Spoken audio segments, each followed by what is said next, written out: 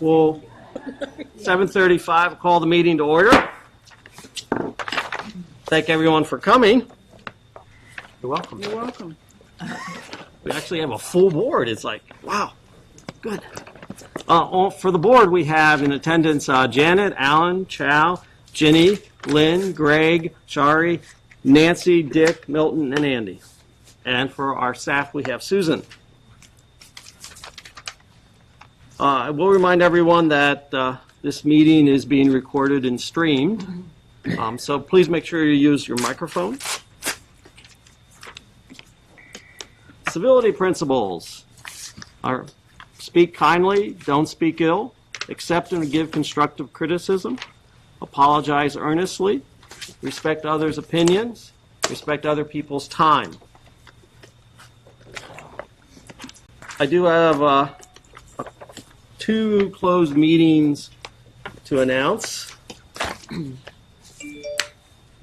There was a closed meeting of the Board of Directors on September 28th, 2017. In attendance were Dick, Lynn, Janet, Alan, Milton, Nancy, Ginny, Shari, and Andy. The vote to close was 8-0.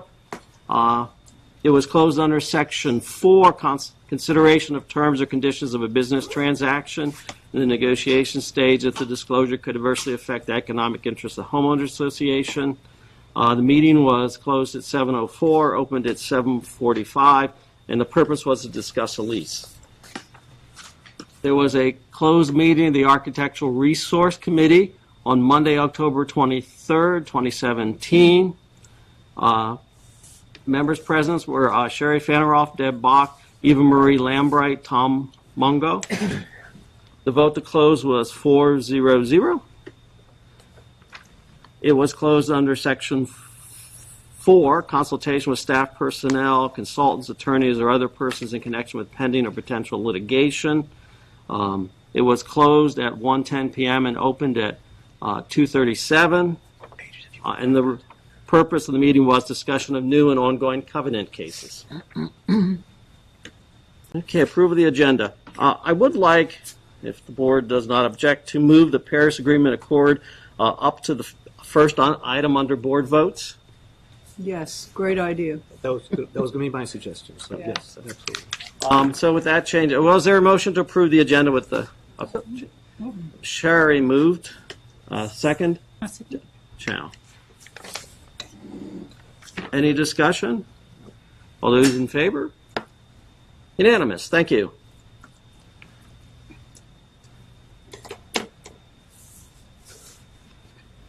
No conflicts of interest have been disclosed to me, so we'll move on to residents speak out. Valerie, if we have a list. Thank you. First up is Tim Latimer. Welcome, Tim.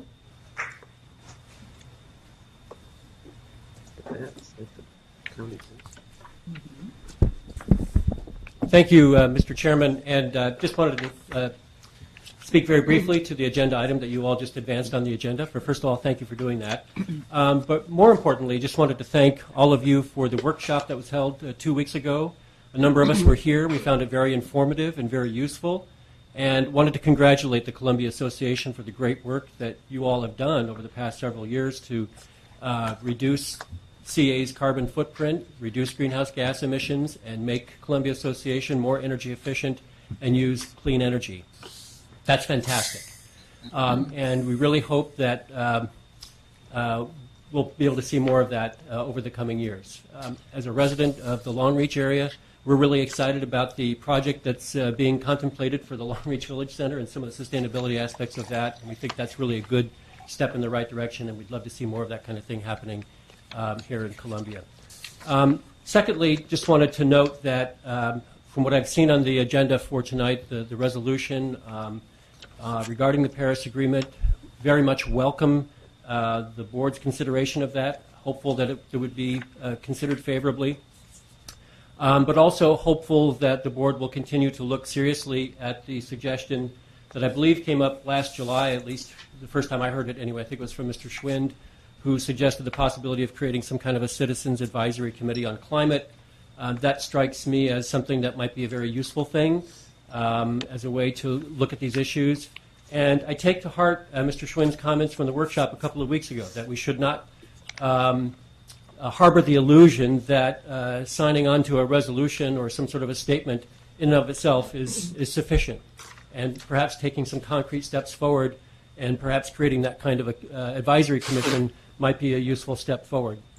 And then finally, I know that not all of my friends are planning to speak tonight, but I just wanted to ask them if they wouldn't mind, those who are here to support the board action on the Paris Agreement tonight, would you mind just standing? We're all here to say thank you. Thank you. Thanks very much. Thanks, Tim. Any questions? Ginny? Actually, just a request. On the whatever it's going to be called, the potential for a climate advisory committee to CA, could you maybe not now, but send us some suggestions about the type of individual you think or should be on there, what maybe some of their tasks should be, et cetera, ideas. Put some meat on those bones. Would be delighted to. Anything that would be helpful, happy to contribute whatever might be useful. Okay. Thank you. Thanks, Tim. Thank you very much. Next up, Joel Hurwitz. Welcome, Joel.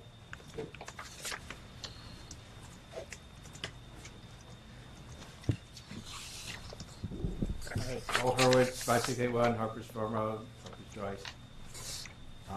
Like Tim said, thank you for the Paris Agreement. I started you on this fast. I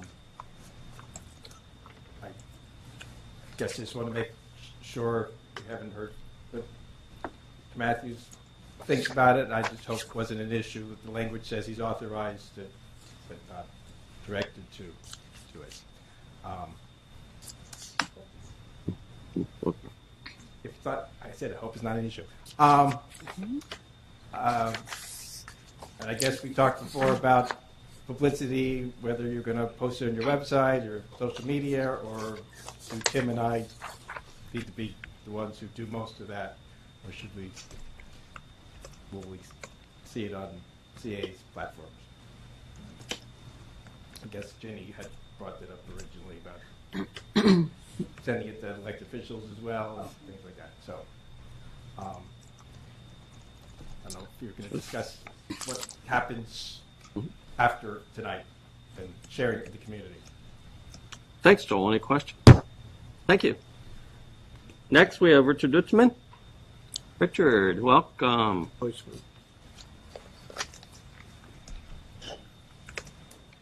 Thank you, Mr. Chairman, and to the board members. I just want to echo my comrades' comments here. I won't repeat things, but thank you very much for your consideration of the We Are Still In declaration and in the formation of the Climate Advisory Board. And I just wanted to address again a comment from Mr. Schwinn from a couple weeks ago that just in regards to symbols, and I'm fully on board with that. As somebody who has been in the renewable energy industry for about 20 years, not only developing projects, but also in the whole area of creation of policy on a county, state, and federal level, actually, I'll respectfully say that symbols really do matter.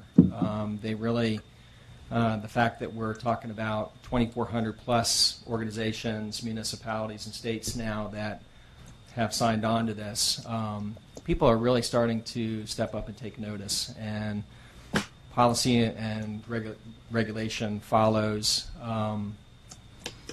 the will of the people, basically. And so we think it's an important step, certainly to be followed by concrete action. So thanks again very much. And any questions? Thanks, Richard. Any questions? Okay. Oh, Alan. I guess this is perhaps a question or a request, I'm not sure. A question if is off the top of your head. Request if it isn't. As someone who works in this field, given that we all agree that symbols, while important, don't solve the problem, I'd be interested at some point in your thoughts as to what else CA might do besides what we already do that would have both more local impact as well as perhaps more societal impact. So That's, Well, the good news is CA has done a tremendous amount already, and so really applaud the organization. We heard Jeremy a couple weeks ago talk about what you guys have done actually as an organization. I think it's really getting the word out. I don't think people really know enough how much this organization has done and what it has meant to the ongoing operations of CA and as an example to other communities. And so I would say getting that word out is important and letting people know what you've done. I actually posted, we had our 40th high school reunion this week, and so I'm dating myself now here. Wild Lake High School. and I posted one of Jeremy's slides about reduction in greenhouse gases, and I posted it onto my Facebook page. And I had people from around the country who went to Wild Lake High School. They were just like, awesome, it's just amazing, you know. And so I just say keep it up and keep getting the word out. So yeah. thank you. Okay, Any other questions? Thanks, Richard. thank you. Now, that's all I had on the sign-up sheet. Anyone else wish to? Okay, very good. Thank you all. Chairman's remarks. Give you a written copy. I just want to say that I was able to get to the Oceana multicultural activity on Sunday. It was very nice. I want to thank staff who helped put it on. I thought there was good attendance. And also, I was able to attend the speakers series last night. We had two very good speakers. They gave an interesting talk and a couple of things to think about. So if you get a chance, it will be on our website. It was recorded, and so you can see it. And also, I think the presentation will probably be available too. And then I also would like to welcome back Dick and Alan from their journey to our perhaps someday sister city up in China. And so, Dick, say a word or two about the trip. Yes, it was a very successful trip. We got a terrific welcome, a lot of banquets, and it went well. We got great deal of hospitality. The people in Liang seemed to be quite interested in linking up with us.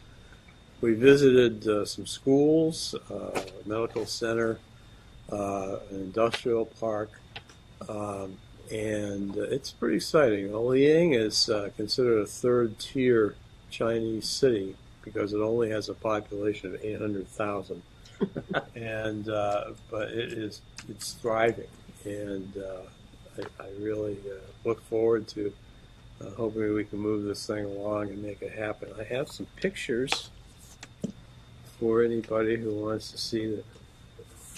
Really, we're standing there. See what Dick and I look like in suits. Is it suits? It's something nobody's ever seen before.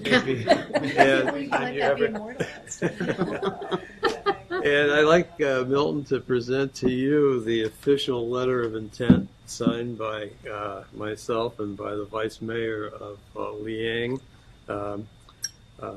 Feng Chen. And there it is in Chinese and English. I'm assuming it says the same thing on both pages. Chow can maybe help us. Perhaps Chad will translate it. Yeah, well, check that out for us. But anyway, that's all I have to say. Alan, do you have anything to add? The only thing I want to add at this point is to recognize Laura Smith for her. She didn't plan the whole trip, but she oversaw the whole trip. She and was often the interface to make sure that Dick and I were on top of what we needed to do to make sure that things were taken care of. Did it all with great aplomb and just the right touch. And so I just want to thank Laura for that. She certainly did a great job. And we were over there during the Chinese 19th Party Congress. So there was a lot of else going on. We had hotels switched on us and everything else, and Laura did a great job of making sure everything went through smoothly. I think we're going to extract the pictures of you and Alan in suits and put them on the website in a prominent space to say it does happen. It's Yeah. fantastic. I'm really impressed. Just Photoshop. Photoshop, right? Well, thank you. Thanks. Well, thank you. Move on to reports. President's report, so that was submitted in writing. So I'll simply ask, are there any questions on the President's report? Okay. Move on to the report from Inner Arbor. That also was submitted in writing. Any questions? Dick? Yeah, I have a couple things. First of all, I was wondering, you've had, Lynn, you've had some fundraising work going on, and got the Halloween show coming up. If the squirrels stay away. I was just wondering how all that's going, if you've been able to raise the kind of money you were looking for. Probably not. A lot of extenuating circumstances, but I think it really shows us what we can do. And I think I think there's lots of opportunity there, especially on that shoulder season, which that's a season we can actually control the calendar a bit more. And I think there's lots of opportunity there going forward. So we plan to actually put out some requests for proposals early in the new year for different kinds of events. So I think it was very useful. Yes. Dick had another. I have a couple others. The butterfly funding. I know Nina thought she was pretty close to getting the $7 million that you're going to need for that. Anything happening there? No, I don't think we're close to getting it. But I think we have a plan. We have Nina was in New York last week and actually talked to the architects and managed, scaled it down to, again, probably a more practical size in terms of what we thought, would work for the park now. But we do plan on, we do have a plan which we are, again, it's not, we have to get through Carnival and, into our quiet season. We'll be able to really develop the plans. Well, But we have talked to a number of potential sponsors for that. Okay, speaking of plans, you guys are going to come to us in February with a business plan. Yes, And that's we cooking. talked about it today. Okay. As a Excellent. matter of fact. And also, the state granted you $125,000 for lighting for the chrysalises. Yes. Is that proceeding, or is that? We're discussing it with the state delegation about, because it wasn't enough to do what we need to do to complete it. So what part of it we will be doing. Any chance that instead of doing the light show stuff, you'd focus on getting some lights for the stage and the sound system so people don't have to rent it? We're doing, we've modified the lights because we can't afford to do what was in that proposal without more money.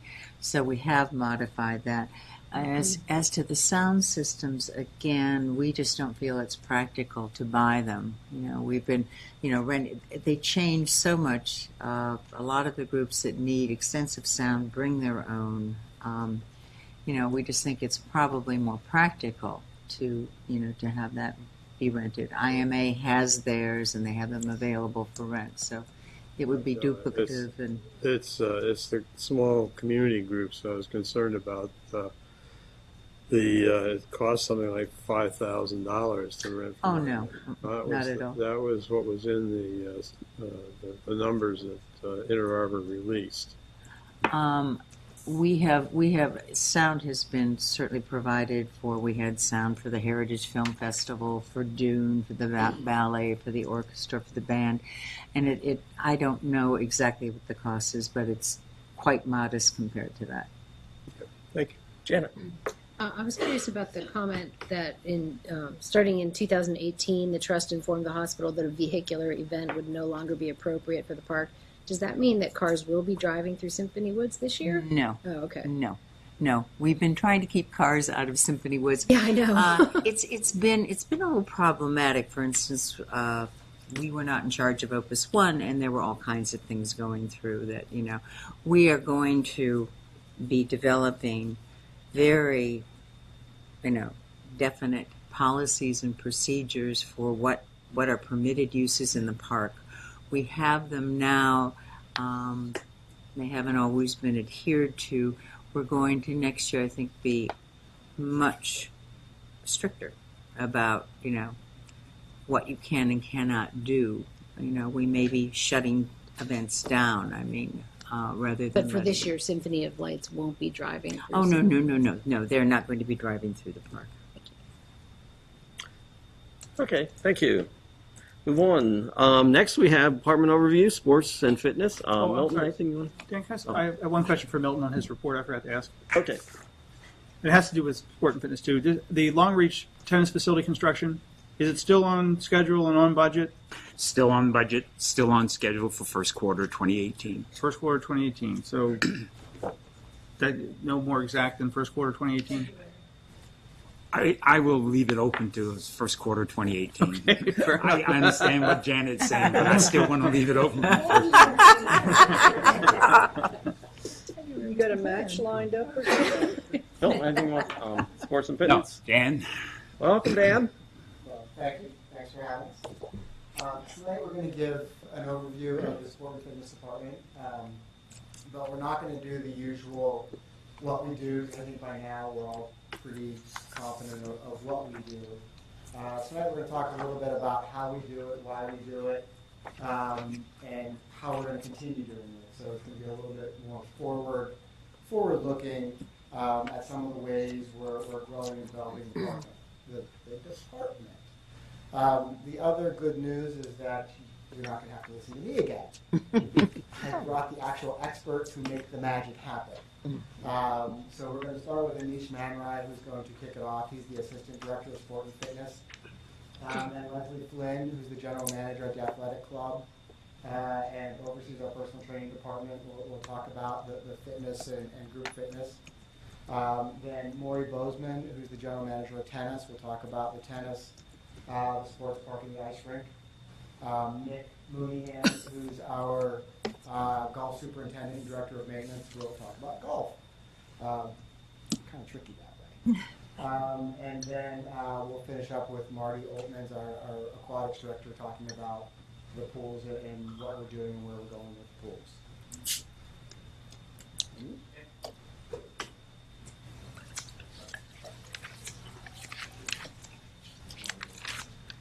Good evening, everyone.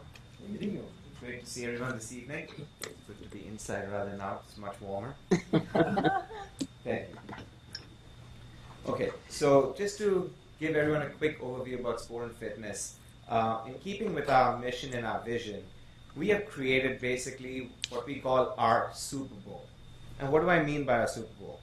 So just like in football, where every team's singular goal every year is to win the Super Bowl, our Super Bowl is to create the best possible member experience and enhance member engagement. So how do we do that? We do that through all of the fresh, exciting programming and equipment for all ages, as well as all of our different facilities. How do we measure this? We are all familiar with Clarabridge over the last year, that this amazing member feedback platform that we have deployed. We measured this using what we call our Net Promoter Score. Our Super Bowl for our Net Promoter Score is to start off by getting to 50. Clarabridge was launched about a year ago, and we have received tremendous number of responses over this past year. The Clarabridge platform in itself is really the voice of our members. And as a team, we have listened, we have gotten responses on a quarterly basis, and we continue to receive responses. One quick example is, through all of the feedback we got through Clarabridge, we were able to adjust some of the operating hours for Columbia Gym and the Athletic Club to open a little bit later, as in to have it open later, to really engage more people.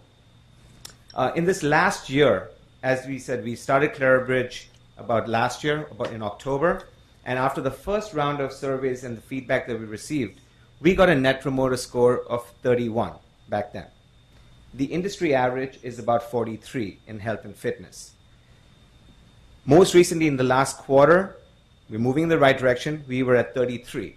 But I'm very happy to report at the end of the most recent survey that we just sent out this past quarter, this most recent one, we're up to 39. So we're doing some great things. The team in the field is doing some great things to really be able to create that best member experience and engage members across all facets of sport and fitness. The other important piece in this equation to get to our Super Bowl is all about creating an environment within our facilities which is more open, more inviting, and ultimately we want to create an environment where we are providing consistency and continuity in our facilities. How we describe this when we talk about it as a team and what we're striving for is as if CA is a big home, and all of the different facilities at CA are all the rooms within that home. And so when our members go from facility to facility, we want to provide that kind of a seamless experience where even though they're going from one facility to another, but they can still feel that they're part of that big CA home. Now, we do a lot of things in the field, and I want us to be able to, our experts in the field are going to share with you some of the things we do to really bring this to life. So I'm going to start off with Leslie, who's going to talk about fitness.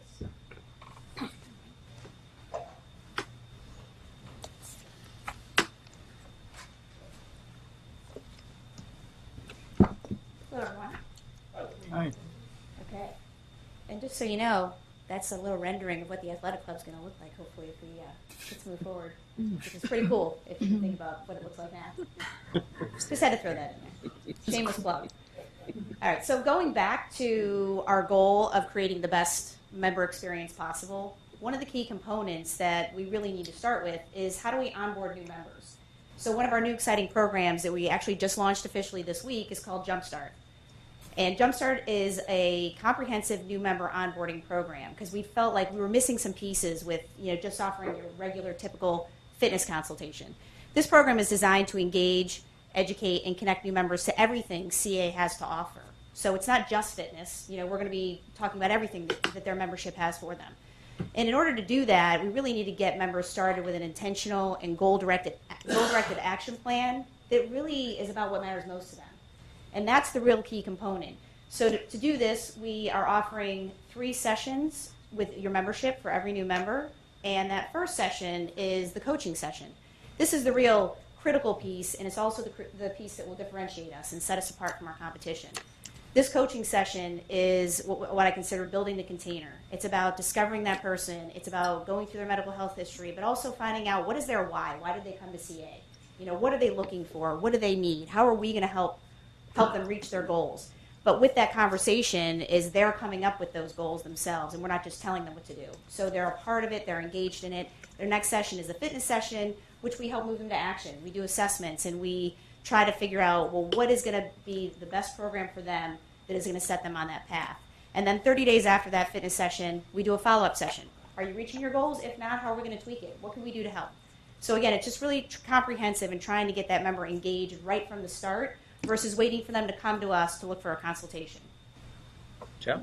So it's very interesting. We got a name called Jumpstart because the Board of Education has a Jumpstart program as well for sport redistricting. I have a question about this is for new membership only or for any people who just join? It's really focused on the new membership, but we really will take anything. And actually, there's a really great example we have that just came up.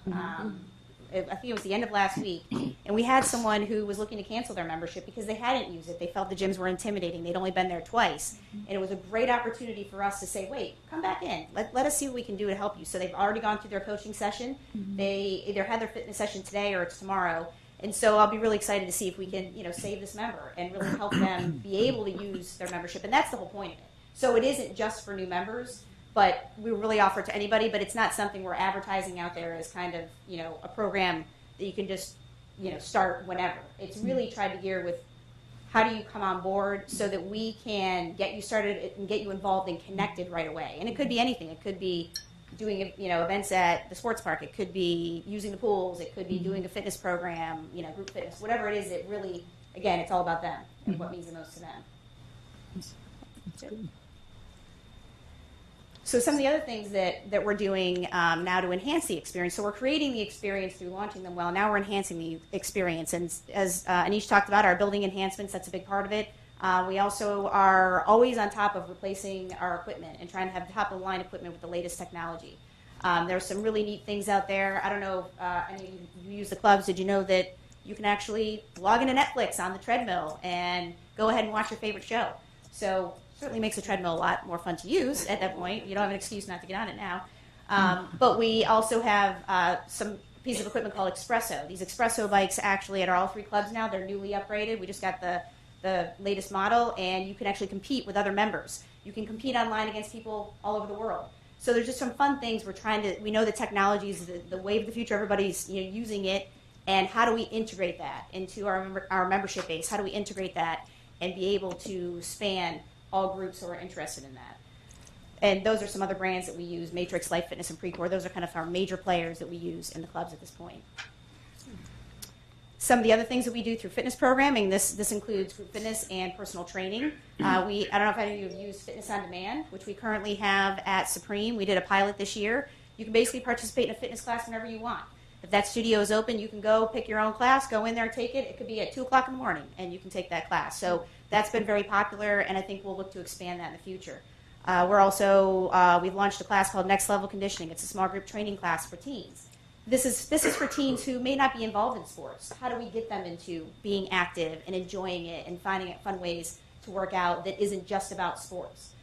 Boga Fit is a new class that we're going to be launching in January, and I believe it's going to be at the Swim Center, and I'm not sure I can't remember which other place, but it's fitness and toning and yoga exercises on a balance board. So definitely gotta like to get wet in that. One of the unique things that I think that we do that I don't see anyone else in the area doing is offering our outdoor yoga at Stevens Forest Pool in Haven, and we'll continue to do that and see where we can add classes. Another great thing that we do is we offer a great variety of older adult classes. We have our regular aqua fitness, we have aqua arthritis at the therapy pool, we have body vibe, restorative yoga, build your bones. So there's a lot of different things that people can do, and again, we try to span all of the user groups.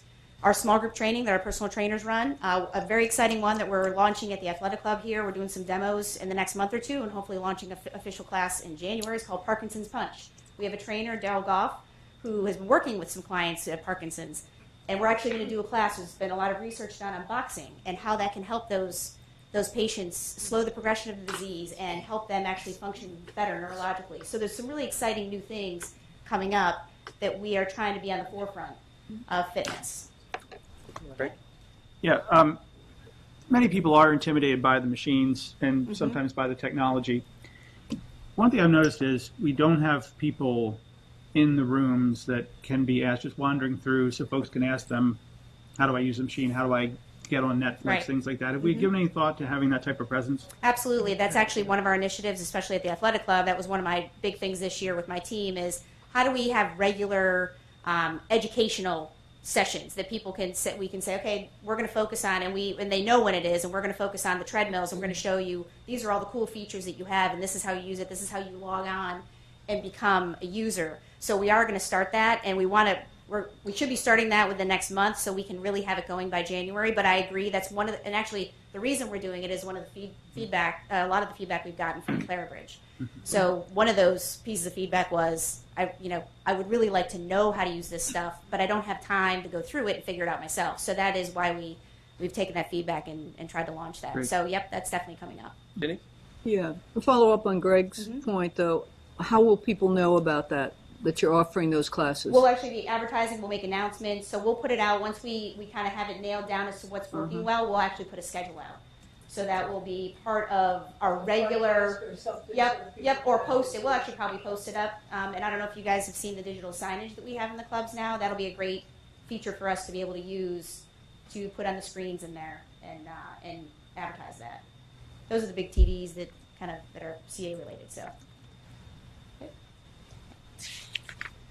So some of our future programming that we're very excited about, one of the emerging biggest competitors is actually online services. You've got a lot of online fitness services that are coming on board, and one of the people who designed GymGo is actually a local resident. And so we are looking to partner with them. I'm thinking the launch is going to be January of 2018, somewhere around there. And what it is actually an online training service. So this will allow our members who train with our trainers to actually continue their training if they're on vacation, if they're on a work trip, or they could actually do their sole training through this online service. So they could be at home, they could be at a hotel, they could be outside, and it's actually a live feed that trainer is delivering it. We can also deliver small group training classes through that as well. So again, technology is just kind of keeps taking the next step, and we have to be there with it. One of the programs we're looking to launch in January of 2019, we're going to have to do a lot of building up to it. It's called Tribe Team Training. And this is really focused on community and teamwork. And that's the whole thing is basically you get better results and more results if you're working as a team than if you're working on your own. And our two programs that we're looking to launch, Tribe Fit and Tribe Life, will really cross all of the age and ability levels. So there'll be something for everybody. Everybody can join a tribe. So we're really excited to be looking at that. So before I end, I just wanted to at least point out that all of the great things that our group fitness and personal training teams do out in the community, all year long we are asked to either do a warm-up or provide active programming. And these are just some of the organizations that we work with. Symphony of Lights, we usually are participating in the Dazzle Dash and the New Year's, the Family Wellness Day through Howard County Get Active, Special Olympics, and then Dancing Under the People Tree. I know that was very popular this summer. So our team is out there being seen. And then we also do community outreach.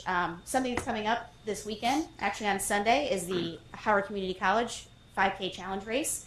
And our personal training team has actually been, for the last 10 weeks, running Monday and Wednesday, leading the training runs for this race. And so we have a bunch of teams. CA is a big sponsor of this, and it's very exciting, and it's great. We do classes at HCC, at the Bain Center, Winter Growth, the library, and Snowden Overlook as well.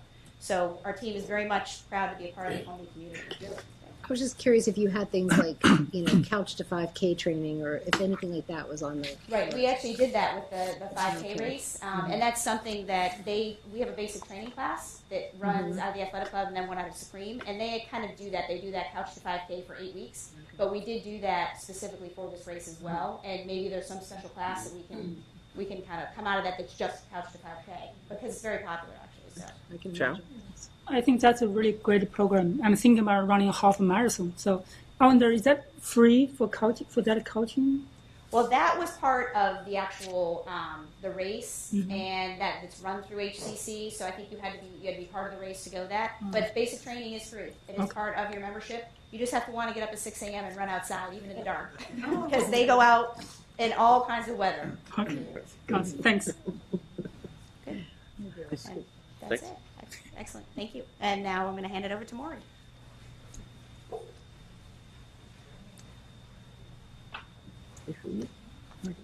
Welcome, Mark. I'm Maury Bosman, your tennis general manager. I'm here to report on tennis ice rink and sports park, our happenings. As part of the new member events and activities to keep our members going, we showcase a club or an activity each month. And we started off in September with the Splashdown, in October with Ice Rink, and we continue to have different activities showcasing our different clubs, and we do this collectively. That's new as of September of this year. The exciting on the exciting horizon is Long Reach Tennis Center.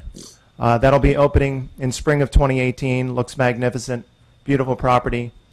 We're there today, and one of the exciting features that will be added is PlaySight technology. PlaySight technology offers line calling, it offers match statistics, match replay, and stroke analysis. So there's a lot of advancements that's going on in the sport that this new facility will offer. Extra cost or to anybody anytime you play tennis there? I beg your pardon? Extra cost or to anybody who plays tennis there anytime? That hasn't been determined yet. I don't know an answer to that at this time.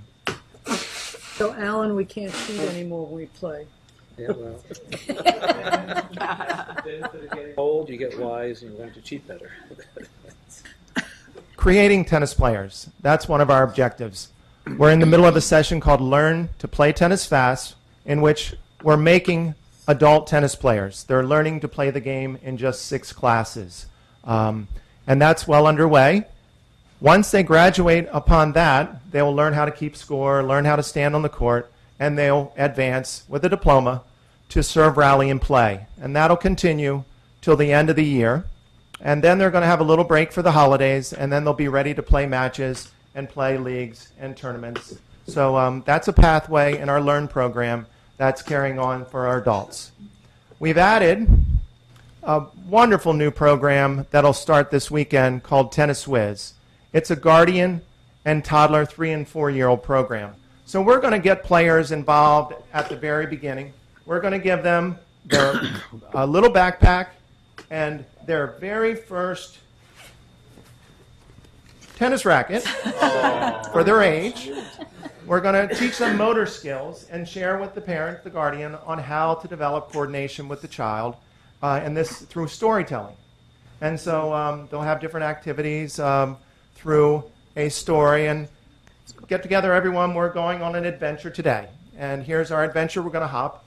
We're going to hop around Columbia. So a lot of neat activities. They also get a little cute little T-shirt representing them with the sport, and they have their backpack. So they're off on their adventure starting this weekend. And I'm proud to report that it's at capacity. So it's we had to just open it up again for the Saturday class, and we added additional instructors, and it's going really, really well. One of the challenges we've had over the years is communication. How are you communicating things like that with residents, non-residents to get to capacity? Good question. We're communicating not only through our marketing team with flyers and brochures, also our email that comes out monthly, as well as Facebook and word of mouth. Word of mouth and invitation are by far our best means of communication. And we count on you all as well. So please, by all means, do let everyone know about the new programs. And if any of you would like to learn to play tennis for the first time, we have a program for you as well. Jim? What's the youngest age for Learn Tennis Vets? Youngest age, 18, I'd say. Really good for the adults to get them going. We get everyone playing. Mm-hmm. Next up, the ice rink. The ice rink is heading into its busy season. They've got programs underway on learning how to play hockey, learning how to play ice hockey, and learn to skate. Again, for all ages. So they're cruising right along. They have unbelievable special events on the horizon this weekend. They have a Halloween public session, and also the ever-popular Nutcracker Ballet is upcoming, as well as ice hockey tournaments as well. Spring at the Sports Park will be underway with a new half pipe and a new skate ramp that'll be opening in spring of 2018. And we'll also be offering monthly skating competitions. So that's opening in spring. Great. And then Jan. Sorry, Greg had his hand That's up fine. first. Usage at the sports park. It's one of those things we never really talk about at the board. I mean, how much usage, in your view, is that sports park getting? As the tennis general manager, I am not 100% sure about. Okay. Dan will You don't have all these things? Okay. Are you talking the sports park or the skate park? Maybe both of them. Are they getting a reasonable amount of use? The sports park is. The sports park is quite busy. The mini golf and the batting cages are very, very busy. He's going to come running out here in a second. I'm talking to the mic. The skate park has been a little bit slower than we like. There's some other parks that have opened up, namely ones that are concrete, which tend to be favored, which is one of the reasons we went back and looked at. Besides, we needed to do some work there, but upgrading the quality of some of our ramps. We started seeing some pickup at the end of the last year. Lance started running some of these skating competitions ad hoc last year and really had a pretty decent turnout, which has encouraged him to run them now monthly throughout the upcoming season. So we think there's potential there, but over the last couple of years, it has been, at the skate park, has been slow. Janet. I was just curious if, for the monthly skating competitions, if there was an observation area, like if people wanted to watch. Yeah, it's the skate park is I've seen it off to the side, but I've never looked Yeah, at it up close. it's open, it's surrounded by a fence, so yeah, there's plenty of. So like you places stand to around the eat. fence, or okay. Yeah. Come on out and watch it, it'll be fun. Kids are good, crazy. I'm just old. Or both. That too. Also at the skate park, in the spring and throughout the year, there are also special events. We have a Kids Day in which we had well over 1,000 participants in a complimentary activity this past year. That'll be coming back. Thank you.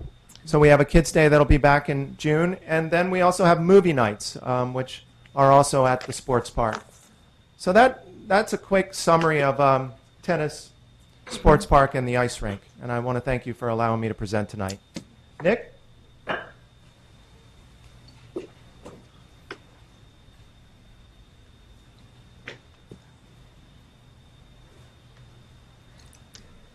Welcome, Nick.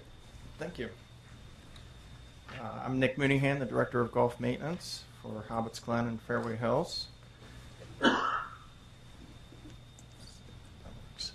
I'll be talking to you tonight about our areas of focus for the upcoming years and some special events that we're also planning and how we're continuing to engage members.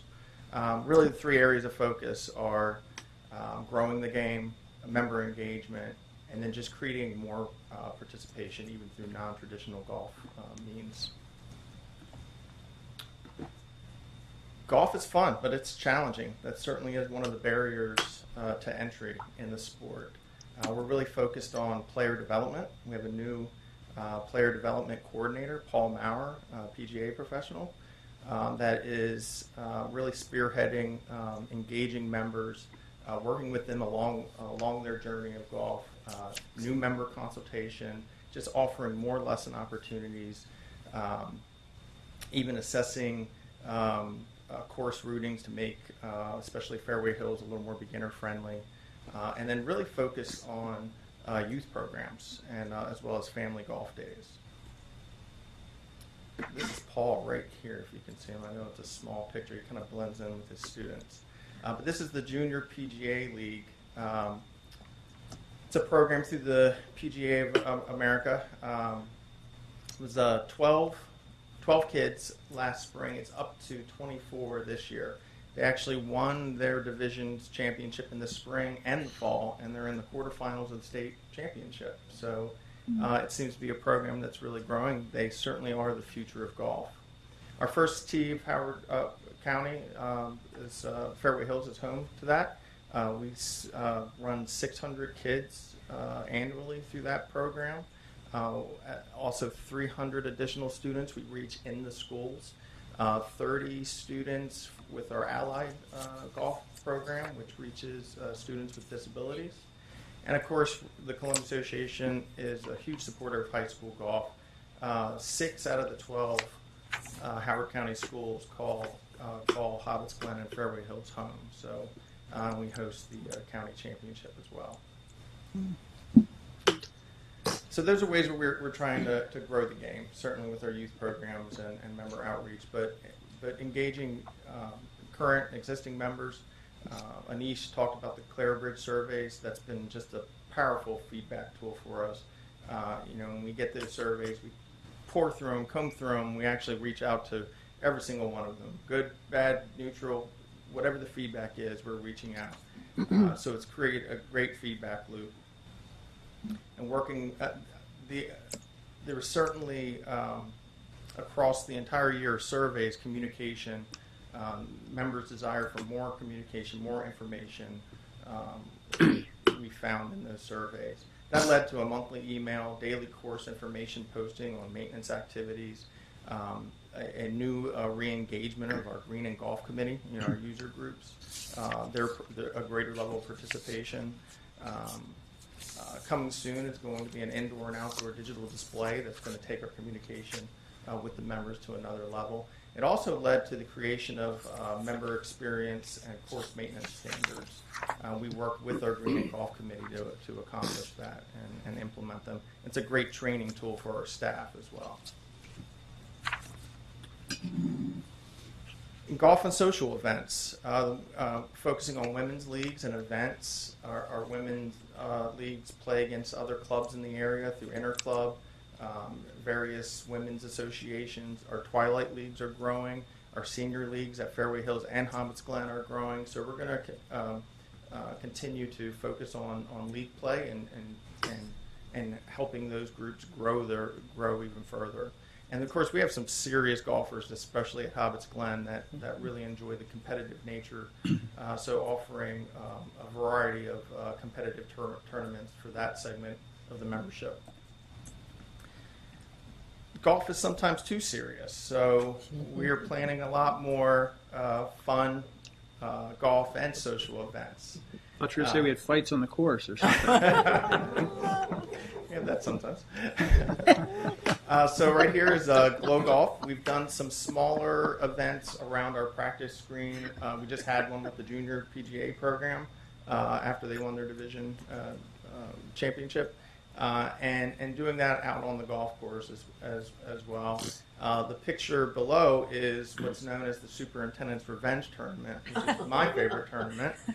And we set up all kind of trickery around the golf course. It's something that the members look forward to. My staff looks forward to it because it's our chance to really get at them. And the members look forward to it. We have 62 people signed up. It's this Sunday. We just postponed it for a week because of the rain in the forecast. But 62 members for a 9-hole fun tournament is really good numbers. And then we're going to continue looking at non-traditional use and formats for the golf course. At Fairway Hills, we've had foot golf part of our programming for several years now on Monday afternoons.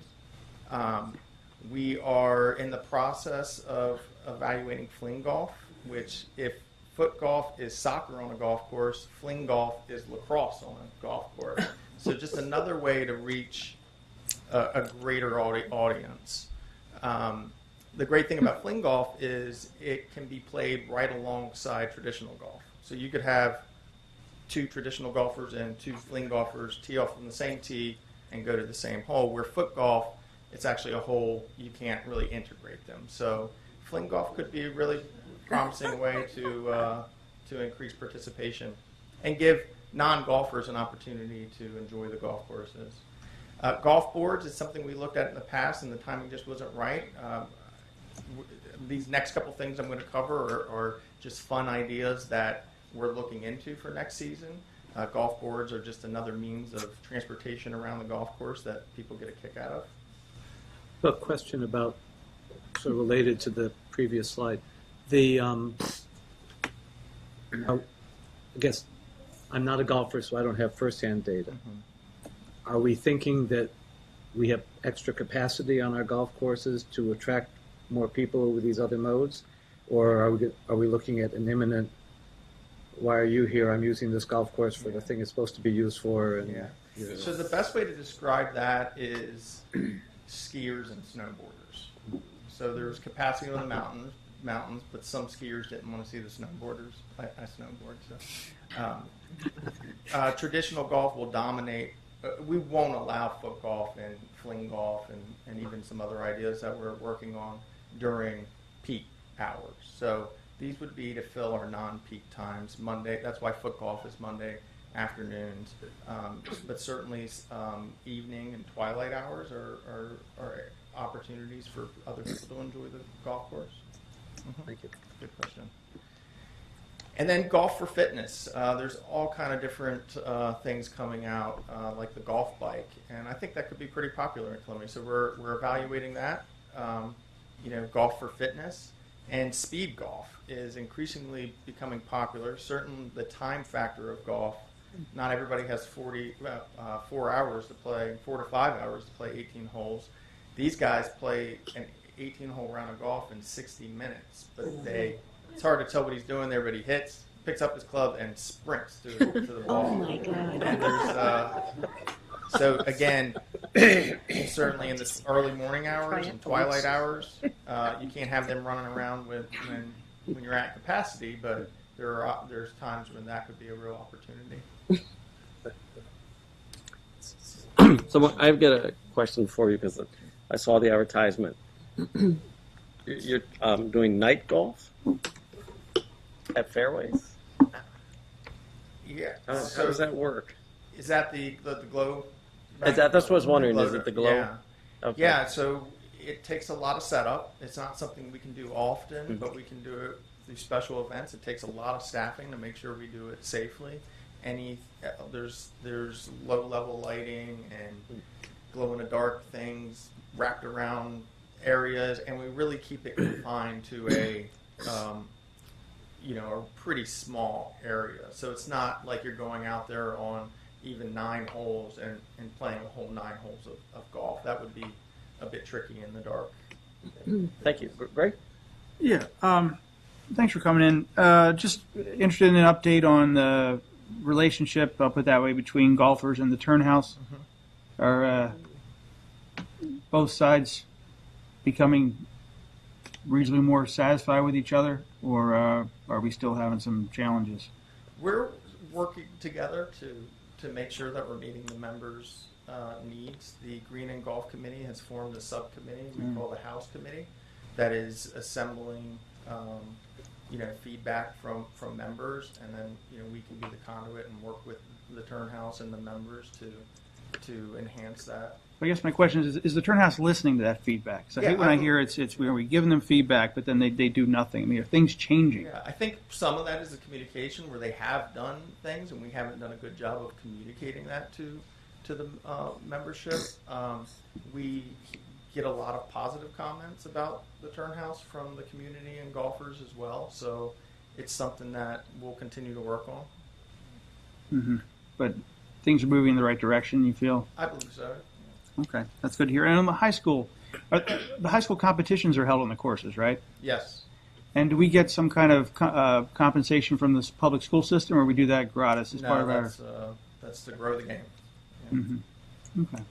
Dick, you had a question? Yes, kind of continuing on that, we've also had some concerns about drinking on the course.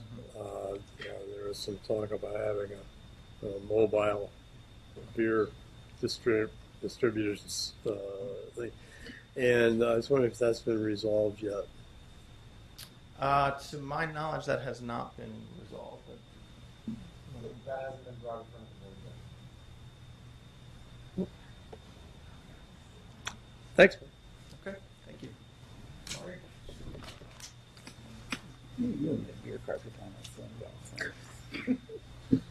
I'm only playing phone golf, so I'm going to drink beer. Welcome. Good evening, everyone. My name is Marty Oltmans. I'm the director of the Aquatics Division. I'm going to start mine off a little differently than everybody else has because summer just wrapped up. And I want to talk a little bit about what we just did this past summer.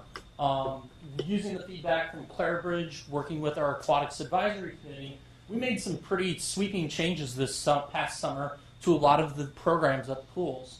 A lot of the feedback we've gotten back was programming was inconsistent. It hopped pool to pool. It wasn't at times available. So this year we really made progress with a couple specific programs that we really want to highlight. Is a lot of the lap swimmers, the feedback we get is lap swimmers don't like the kids don't like the lap swimmers. They're all in each other's space. So we specifically looked at a pool that was known for its lap swimming, which was Bryant Woods, and we dedicated 5 nights a week to adult lap swimming only at Bryant Woods Pool. And as we get into sharing feedback later, the Bryant Woods Clare Bridge score was through the roof this year with all the swimmers that loved having a dedicated spot with a hot tub. We just renovated the bathrooms there recently, and they loved having a spot to go every night of the week. We also did the same thing with the seniors, as they've been forced all around town to the pool's closed days for pretty much the beginning of Columbia and had to hop all around town. We found a spot right after all of the morning aerobics over at Hobbits Glen where they were able to stay and get the pool to themselves every day of the week, Monday through Friday. Because we took all this time away from kids, families, and others, we looked at doing something different with kids, as we're always known as being lifeguards are tough. We don't let them do anything fun. So what we did is over at Thunder Hill, which is known for all of its families, is we put in the climbing wall over there, as well as we added a time in the evenings called Ultimate Rec Swim, where we let kids play with balls and noodles, all of the stuff that we've not done in the past. And people have been traveling from other pools around town over to Thunder Hill to get that experience because we can staff up then. We can't do that at every pool every night of the week, but what we can do is offer it at a single spot where we staff up with the lifeguards and have the equipment there. We also listened to the feedback, which was everybody can't read the little old code on where everything is. So we've gone out of our way and redid all the pool guides for the first time in years and went to individual pool schedules where you could read the Hawthorne schedule, the Dorsey Hall schedule. You could go through and see every activity all summer, date by date, what was going on at the pool. And we've received a tremendous amount of feedback about how much easier all of our schedules were to read and to find out where and when everything was going. I was just wondering if you could speak a little bit more about the climbing wall. So is the idea they climb to the top and then fall Yeah, into they the water? climb up to the top, race to the top, and it's hard to tell from the picture, but it's actually angled quite a bit over the water, Mhm. and then the kids drop down, and there's been quite a bit of buzz over So there's social more media- than there's social media multiples with of it. these? No, it's just Okay. one. Yeah. So, but what we can do is every year in the off season is there's a lot of holes in it, Mhm. and we can reconfigure all of the. So every year when it reopens, Mhm. it's going to have a slightly different path to the top as we can move the handholds back and forth. Mhm.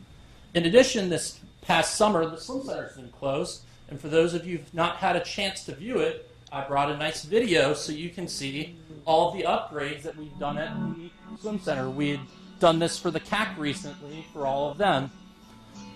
So this is our new entrance and lobby.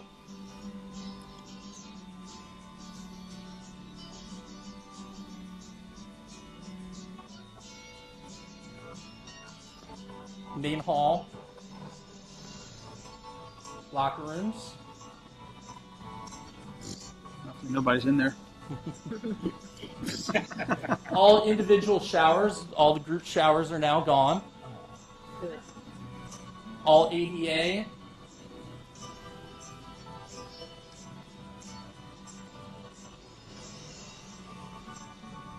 Is the flooring still tile or is it carpeted in the locker room? No, we've gone to the port floor like many of the outdoor pools.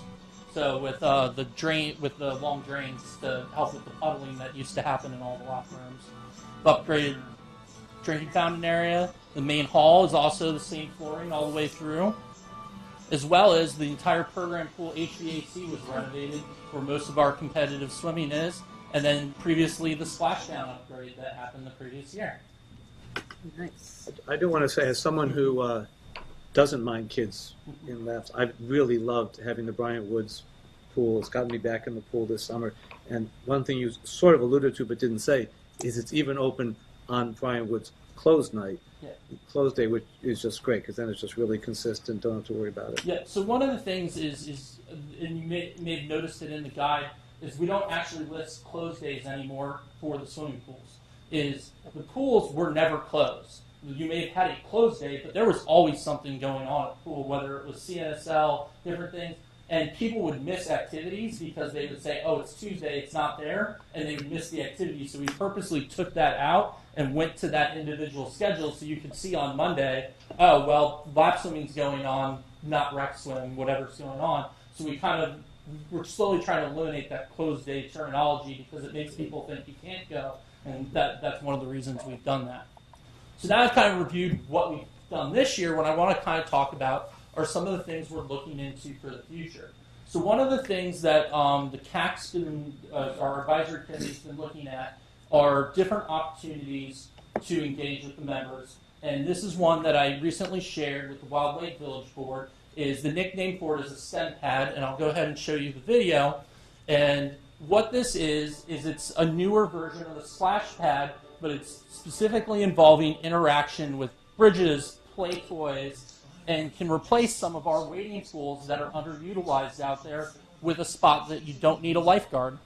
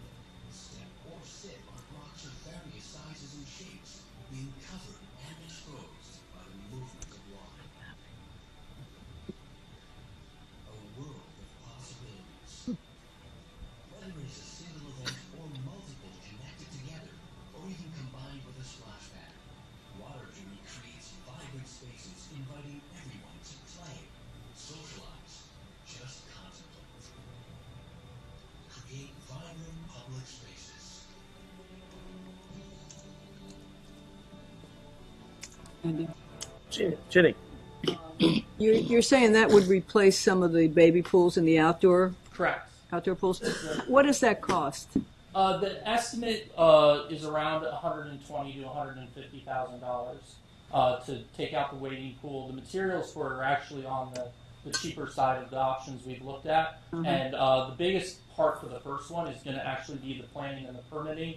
Is we've been working with the health department for about the last 6 months because there's nowhere else in Howard County that has one of these yet. So working through the steps on how they're going to treat it, and we finally got approval they're going to treat it as a splash pad in the past few weeks. So now we're starting to move forward with a design and starting to work with architect on what we're going to do over at Running Brook with this. So that would have been a possibility for the swim center then? Correct. Nancy. You just said it's going to be at Running Brook. Yep, we went to the Wild Lake Village Board, and they had been asking for an upgrade at the Running Brook pool to the bathhouse, and I recommend the bathhouse. Actually, there's in actually pretty good shape. It's old, but there's not a lot of expansion you can do. And I said rather than do this, try and bring an activity in that's going to draw people in, and this is an activity that we'll hope will draw users into the Running Brook facility. And one of the benefits too with this is one of the things that we had to do years ago is add lifeguards to all the wading pools. This over time, if we get a few of these facilities out throughout Columbia with all 23 pools, that's 3-4 less lifeguards we need every day in those wading pool areas because you don't have to worry about drowning. They're specifically designed for that safety feature for those non-swimmers. Excellent. Mm-hmm. Greg. And Marty, you bring up the lifeguards. I know, we hire, how many, 300? About 500 total when you include all the coaches, lesson instructors, guards, everything. It's an incredible number. I know it's a challenge for you guys. Yeah. Have we, what are we doing to make that process of bringing lifeguards on board and keeping them on board? It starts off with CNSL. It starts off with our swim lessons. You look every single way through our program. Everybody grows up at the pools in Columbia. It's almost like a rite of passage. They joke, they start off with swim lessons. They work their way up through the CNSL, through the swim league. We recruit through that. We have a junior guard program. We all the time we offer classes consistently. We've basically gone to nonstop hiring year round for it, in addition to just for the summer. It's between all the indoor, all the different outdoor pools, and it's a lot. But when the kids get all the guards and team members that work with us, they get a lot out of it. Yeah. The other question I had is many facilities at season end have a dog day at the pool. Have we ever given any thought to doing that? So we actually had offered that program about 4 or 5 years ago, and we did it at 2 or 3 pools with signups. The problem is the number of people in Columbia with dogs. The hair actually destroyed 2 of the pump motors at the 2 of the facilities where it was offered, and at $10,000 a piece, it just was not. There's not a way to do it unless you limit it to 4 or 5 dogs, and that's not really fair. So that's the reason why we've not continued that program. Is it's just cost prohibitive with that much damage to the facilities. Dick, did you have a question? All right. Any other questions? Oh, wait, Nancy. Yes. I have a question about the water aerobics program. Okay. I know it is extremely popular. Yes. And the concern is that there aren't sufficient classes. I know that it's hard to find instructors for the classes, but is there anything that you can do to enhance the desirability of becoming an instructor for the water aerobics classes? I don't have the answer to that. I can talk to Vicki, who runs that program, and see. The classes have been extremely popular, especially since we've moved them to Stevens Forest, where it went from rotating all around. That was one of the first spots where we went to every day of the week. We're having this programming; it's not moving. And between the yoga, all of that going on, it's continued to pick up every year. So we might have to continue to look. But that's one of the reasons why we expanded it at Hobbits this year and tried to look at more days a week there, is to give people multiple options to do that. Good. Marty, you said you had one more to go? Yep, I got a little bit more. So earlier they talked about BogaFit. We're going to be launching this in January at the Swim Center. We're planning to expand this to the outdoor pools. It's a combination yoga and aqua fitness program. It will be a paid program that you'll pay extra for, but We are getting a lot of feedback, and people are very excited to get started with this program. Swim center renovations phase 3. Yep. Yeah, there's another thing you may want to look at, and I'm not sure I understand this whole thing, but our grandson is on log rolling in a pool. Okay. I've heard of this. All right. Great for kids, teenagers. As part of the request, the swim center phase 3, the entranceway and the new roof. So next summer, the swim center will be closed again for the final phase of the renovations, and so we're looking forward to this. This is design of what the new entranceway is going to be looking like. This summer, we're also planning the final phase of Hawthorne between, we've had gone through the restrooms, the pool area, doing the wading pool is the final section in the hot tub area, and this is the design for the new ADA wading pool that's going to be going into Hawthorne this upcoming summer if budget's approved. Got a quick question on Looking that. forward to it. Yep. Quick question on that. Could you go back to that slide? Yep. Well, anyway, never mind. Okay, the ADA wading pool. Would it be cheaper to put in the pad instead of that? I would have to look into it. We're already so far along with this, with planning, it's already there. So at this point, it may not be cheaper because we've already designed, paid all the permitting, but this is well on its way to completion. So is there... I would have to look at it. I don't have to know what's sitting in front of me. cost versus the pad? Okay. That's a big waiting pool. Looking forward to the future, one of the things we don't have yet are splash grounds. Another opportunity for us is we're looking at the stem pads first, but removing some of more of the wading pools, placing splash grounds, or going really big. There's always talk about what's going on for outdoor pools.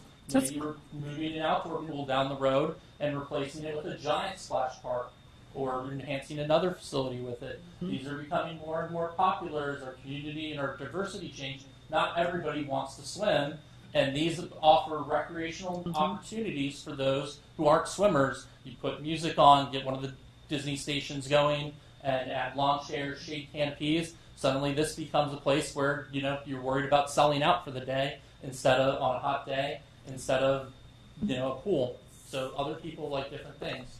We also continue to partnership. The Howard County Autism Society has reached out to us this past year, and they're going to be partnering and doing additional training with our lifeguards this upcoming year to offer training to that for them, as well as we're looking at maybe adding one of our pools, removing adult swim times at them, so that way kids who are on spectrum, who can't stop activities for those things, have a spot where they can go. And so we're looking and talking with them to work through with their parent groups on what we can do. In addition, a large portion of our Clippers kids, who are also our swim coaches for the Neighborhood Swim League, partner with Special Olympics. And they do volunteer hours with the Special Olympics and go out and then coach as volunteer coaches over there, come back to the summer, teach the CNSL with us, and bring those kids. This past summer, instead of doing the individual fundraisers, we did a giant fundraiser for the Maryland Special Olympics. And so we continue to partner with them because the Clippers and our CNSL are big supporters of that program. Ciao, you had a question? So can you go back to the previous slide? I really like this one. I think it provides a competitive to Six Flags and others. Yeah. So they're a lot of money, so Yeah. I don't have the exact numbers on me, but these are options and these are things we're continuing to look at. So if you consider something like this, where will you put it? It could go anywhere. That's up to us to decide. That's what I said. This is part of this presentation is looking towards the future. This is the start of the stuff we're beginning to look at towards the future. Is there are opportunities all around Columbia. There are individual pools, potentially the sports park, other places where we could put stuff like this that we could draw members to. But to be clear, I thought I heard you say this. Your first thought is this would replace an existing It's a pool, possibility for it not to replace, add to an existing pool. Depending on the size. Again, these come from little ones that are super small to giant ones the size like Six Flags has. So it's depending on what we decide. And again, this is looking forward to the future for opportunities for us. And that's it for me. Thanks, Mark. Any other questions? Dan, any? Oh, thank you very much. Alan? Well, I guess I would like to hear, then it'd be scientific, but what you've gleaned from, I guess, comments. Why have the scores? What are people saying about why the scores have gone up? There's a lot of different things, and things are moving around. Not only have the scores gone up, the sentiment's gone up. And within Clare Bridge, I remind you, there's the Net Promoter Score, and then it also parses out the verbatims that people do and assigns positive and negative connotations. But as a lot of the team talked about, it's all the little things that are going on. Some of it's the big things. Supreme's equipment was horrifically outdated, and we've made a major effort to improve that. And people are And talking their score about that. was the worst, yes. Now it's definitely, this last time it's jumped up. The athletic club continues to rise as they continue to work and build community. It's the touch points that where we've upgraded locker rooms and like I said, equipment. But things like, we had previously opened the clubs up earlier, because that was really the first feedback we heard. The earlier was more important than the evening. Finding ways to make the interactions better and the smoothness, adjusting class schedules based on feedback. So some things that some people may not notice, but they changed. So the comments themselves, the score is getting better, and the comments themselves are getting better. We still have a lot of room to grow. Still a lot of feedback that's coming back, really good feedback on opportunities for us. It is, like Nick said, it wasn't just saying it for show. When they know a survey's coming out, everybody's on it looking to see what people are saying and saying, oh, I can't believe I missed that. Well, that was going to be my next question. My auto dealer, I won't mention which one, when I had a problem, said,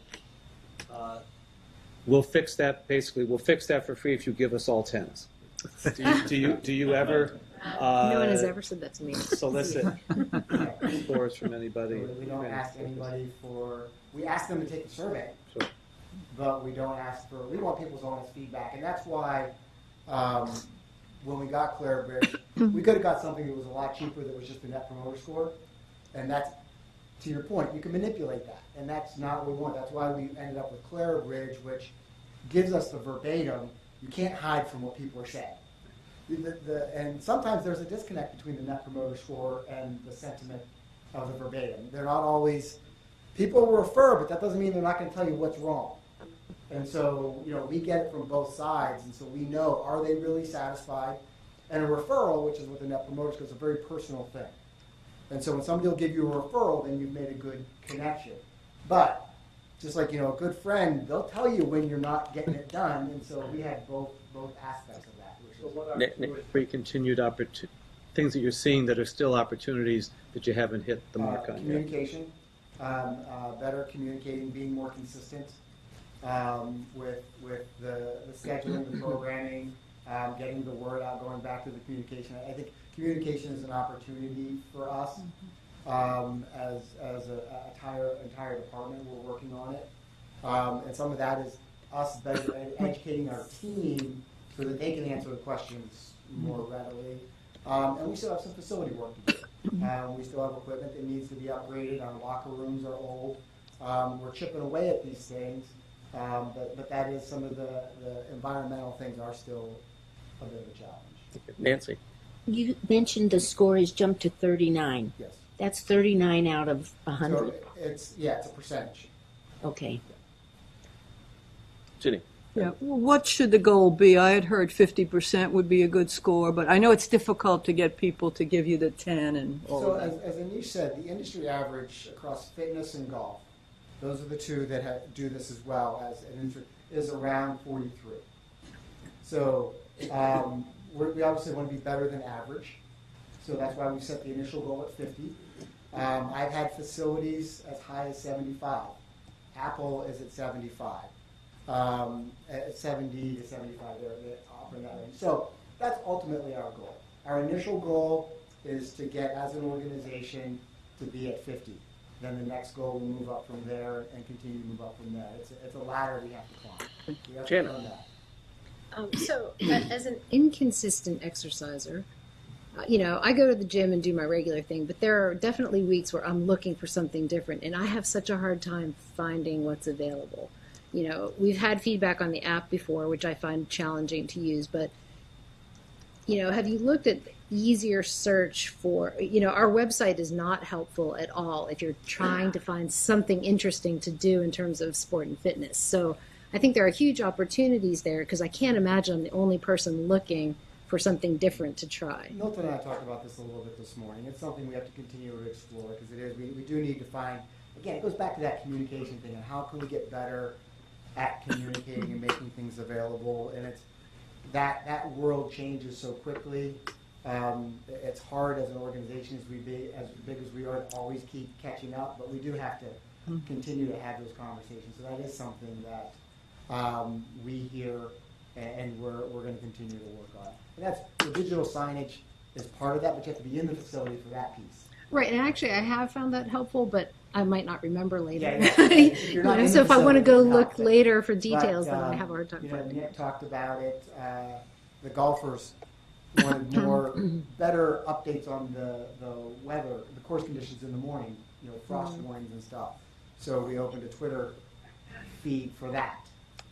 So we're continuing exploring ways to get this information out. That is probably our biggest challenge that we have. Because as you just heard, we do a lot of stuff. Yeah, well, that's... And trying to not create an avalanche of information for people where, it's dribble it out and then you don't get enough, or you send everything out, then you're drinking from a fire hose and you get too much and I give up because I can't pick one. So it's that work that we're continually pushing against. Thank you. Alan. On our website, following up on that, I know on our main screen, there's sort of a rotating set of pictures or what's new, and that's if and I should know this because I should have already done this. If I go to sports and fitness, or I go to golf, or I go to whatever, is there a similar what's new, or those pages tend to be more static? So maybe that's a place where a little bit of effort there could solve opportunities Janet's. there deeper into the website. And I've had some of those conversations with Norma. Okay, thank you very much, Dan. We'll get Dick. We're gonna have to wrap it up. Yeah, well, I'd just like to wrap it up then. I think this has been very encouraging. I like the proactive attitude that you and your team have, and I see a lot of innovation there, and your customer focus, which is really the critical issue here. And just keep up the good work. Thank you. The team works hard at it. They're passionate about what they do, and I hope you can tell that from what they presented tonight. Thank you, Dan. Certainly appreciate it. All right, we're going to move on. Board action, consent agenda approval of the minutes. Hearing no objections, they're approved. Okay. I do have a schedule I'm trying to keep to. We're way behind. Yeah, we'll hopefully catch up. All right, move on to the Paris Agreement on the Climate Accord. Let me pull this out here real quick. So we have the resolution. And what? Second. So is there a move? Alan moved and Ginny seconded. Give me a chance here. By the way, I wanted to say that, assuming this gets approved, there is a press release going out as the publicity campaign. I mean, to let people and organizations and officials know, and that is geared and waiting, thanks to the staff, for our approval of the resolution. So is it? No. One other thing, also, there's a monthly column that some of you may have seen in the Monthly Business Journal that I work with staff, especially David, to put together. In that column, in the next, in November, we'll talk about a lot of the presentation that you saw, Jeremy, what we're doing when it comes to energy management, just where we are with the greenhouse gas emissions, our efforts overall when it comes to, we have over 50 community buildings, and so that article will cover all those things that we're doing for far as just being good stewards of our resources. And speaking of that, I'd just like to encourage the board members. So my November article that I write for the Owen Brown papers is going to highlight. I borrowed a lot of Jeremy's presentation and summarized it, and so that will go out to the Owen Brown community. So I would encourage all of you to think of perhaps feeding some of that information into your newsletters, because you all have newsletters. Chow, you. So, are we able to communicate this message to the county government and some other agencies, promote them to do the same? We work. Jeremy has a relationship with county government. They know what we do, but promote them, encourage them. I don't know about that. They know what we do, and one of the things we like to say we do, we lead by example. Okay, good. Well, Okay. yeah, just quick. Wait, Alan was next, and then Jim. Well, related to that, I don't know, and maybe some of you all know, is it, we are, I know, to use Milton's favorite term, we're sort of only a quasi-governmental organization. We're not governmental. Are private and nonprofit corporations and so on encouraged to sign on to this as well? Mm-hmm. So I'm wondering, I would appreciate it, Milton, if you would use your leverage as you're part of boards of various organizations here in the county to encourage them to sign on to this as well. Well, if I add one more thing, is also, I think I mentioned to you, or you saw in the newsletter, I was asked, the community college has a commission on the future every 5 years. And the Commission of the Future is made up of 5 different task forces. I've been asked, and I've been chairing and working very closely with Jeremy and Dennis. They're the first 2 I selected for the committee. I'm the chair of the Sustainability Task Force. And I think one of the things, it's amazing what the community college has done that most people don't know about. And that's one of the things we're encouraging them to do, is be more proactive in letting the community know. And Howard County is doing a lot of things with the community college, funding projects that deals with sustainability. I guess I think that's great, and that's looking at what people have already done. As whichever one of our sports folks said, it's often when you're getting fit as a team, you get fit faster. So if all these organizations can get green together and sort of use each other as, we've done this, when are you going to do it?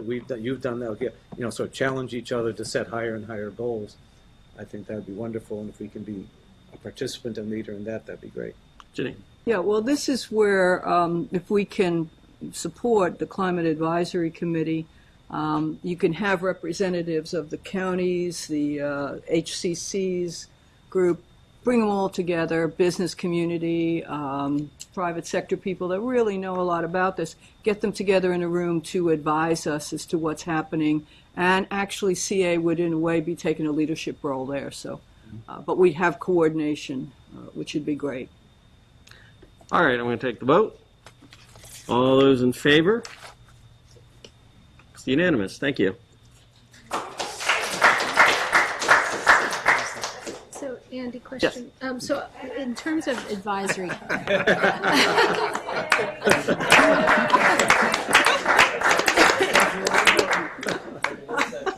Yeah. Staff is taking that up and is going to come Okay, back.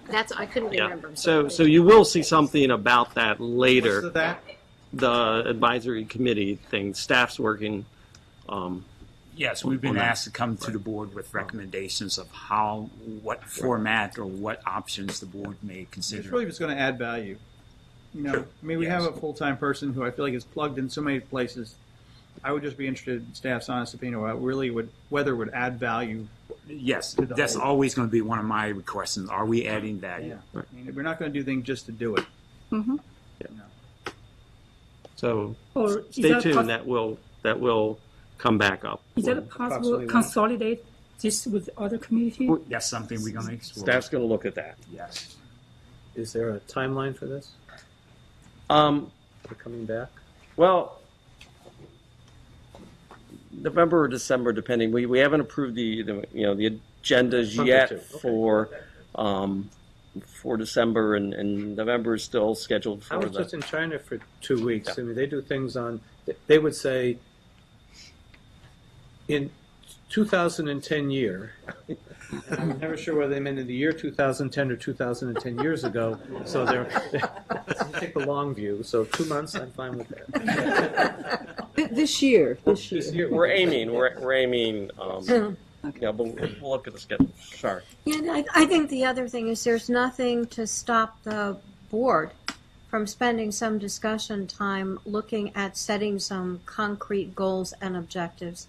That's something that we've done in the past, and because that was done in the past, we see the result now here 5 years later. So that's the kind of long-term goal setting, and then with the advisory group, they can help us to focus on the short term, the things that the community feels are the most important things to do. So I would like to see that come up somewhere along the line in our agenda planning, so we can have that discussion. Okay, thanks. We're going to move on. So I gained us a little bit more time back. We're on to the major capital projects. So to kind of kick this off, is there a motion to basically approve the straw votes the board made on all those projects? So, and then we'll go into discussion. Nancy moved and Sherry seconded. Point of information, what does that mean to approve a straw vote? Sorry, we're going to approve the projected list that was attached here to your agenda. What All does those that items. mean? So what we're doing is we're directing staff to go out and prepare the fiscal year 19, fiscal year 20 budgets with the parameters we set and including these projects. And then it comes back to the board, then the board So has this to do a means that for final. all these projects, the only way to get one out is to have a majority to vote it out. Yes. Yep. Concerned about that because we have always said that our work sessions are non-voting. Right. That's why we're voting tonight. But in a sense, by taking this blanket action, by taking a blanket action that says we approve of this, we're basically saying it's a significant change to say that it's now going to require a majority to remove an item rather than a majority to include an item in the budget. But it's going to require a majority to approve the vote. Right. And so that means that the majority has approved the items to go in for staff to build. And then when we come back and we see what the results are, because there are other things yet, from in the budget, then we got, as a board, we have to sit down and look at how it all looks. Can I explain? Yes, Nancy. Maybe this will help. Because it took a long time at the work session, and we did the straw votes page by page, to do that again would be redundant in time, which would be kind of ridiculous. And although there were 7 of us at the last work session, this is to help speed things along. We actually did 2 days worth of work sessions. Alan? And I appreciate the time that everybody took, and I understand that it's a lot of effort. It's also a very significant, and I think as I look at the straw votes for almost all the items, it's going to be a no-brainer anyway, and that's true of most of our work. But for me, it basically, I'm not going to vote in favor of this because it's not. It means that if for a particular item we are split 5-5, that item is still in the budget. And to me, that's unacceptable because then there's not a clear sense of the will of the board around that item. It would be split. And so I think there are other creative ways that we could do to where we wouldn't have to repeat all the votes, everything. Clearly some things, like we have consent agendas. Clearly everybody was already in favor of it. Let's just clear those. But the ones where there was some dissent discussion, I think we should separate those off into a separate category. And I may make a motion to that effect. To make it easier, I'm just trying to make this easy and smoother. Were there any votes that had only 5 people approving? There was one vote. We had 4. Right, there was one that only had 4. Well, then can we just deal with that one? Everybody else said 6 or 7. Right. Well, so. I'll Sure. second Alan's motion. I think Alan made a motion. What was the motion? Well, we have a motion, but Alan, what you can do is propose an amendment. I just had a point, a Yes. question about this. So I thought the idea is that this was sort of a preliminary to give staff the ability to get more detail. In fact, we asked for more detail about several of these. So it's not that these are all approved. It's that the idea was, okay, we think the majority of people think that this is an interesting idea. It's not that it's necessarily going to go in the budget because we have to get more information and see what the actual financial numbers look like. So I think it's misleading to say that a vote was taken. It was only to get more information about these areas. No vote was taken. Susan, let me just ask. There were also some other things that came up. Kind of the conditions we put on, because we had a lot of discussion. It wasn't. See, I mean, although it looks like just this vote, I mean, there was a lot of discussion on some of these, and there were conditions put on. We don't have them all reflected here, but Susan was able to get some of those conditions. We think we captured most of them. Well, so what we did was I took the notes that we had that we took from the meeting on what the conditions are, and we redid the summary sheets to document those. So I'll pass those out so you can see where it's obvious where the conditions are. There's more text. Okay. I guess the question, what's the point? We straw voted it. Yes. You know. That was the whole point. So what are we doing now? I feel like this is like putting unnecessary wrinkle into things. Mm-hmm. Well, because generally, I mean, the straw votes are exactly straw votes. If I were doing just going to make them official board votes, and then staff has their direction to go put all these in the budget. So I mean, if the board wants to say, "Hey, we already had all the votes," and just put these in for building the budget. Right, because see, some of them we were definitely asking for more information on a number of these. Yep. And so this vote that you're proposing that we take sort of glosses over that. It just says the straw vote was numerically this and this. We're going to approve that. I mean, there was still a lot hanging out, I feel like, after those 2 weeks of discussion. Right. There were also people who said, from my understanding from talking to some board members, I voted in favor of this so that we could get more information, but that doesn't necessarily mean I wanted it in the budget. And to just, if I'm understanding you correctly, Andy, just want to clarify this for information. Sherry, the difference is, as I asked Andy at the last board meeting, the things that are in this packet were all suggestions and would require a board vote, a majority of the board to vote them in. Once there becomes an official budget proposal from the staff, the way we've at least done in the past, is it takes a majority vote to take something out of this. And that's a huge difference. 6-4 one way, 6-4 the other way is a big difference. And so I'm just trying to be real clear that any straw vote should not change the status of some things in the budget or out of the budget. Right now, these, as I understood it from Andy before, these were just suggestions that we were going to vote on to decide whether to include in the budget. And by voting to approve them, they all end up in the budget.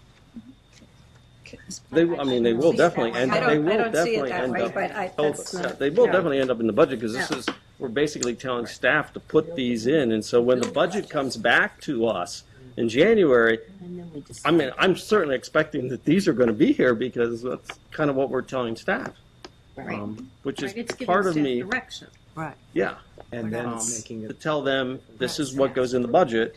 Come back to us, and then we'll. I think Alan raises a good point.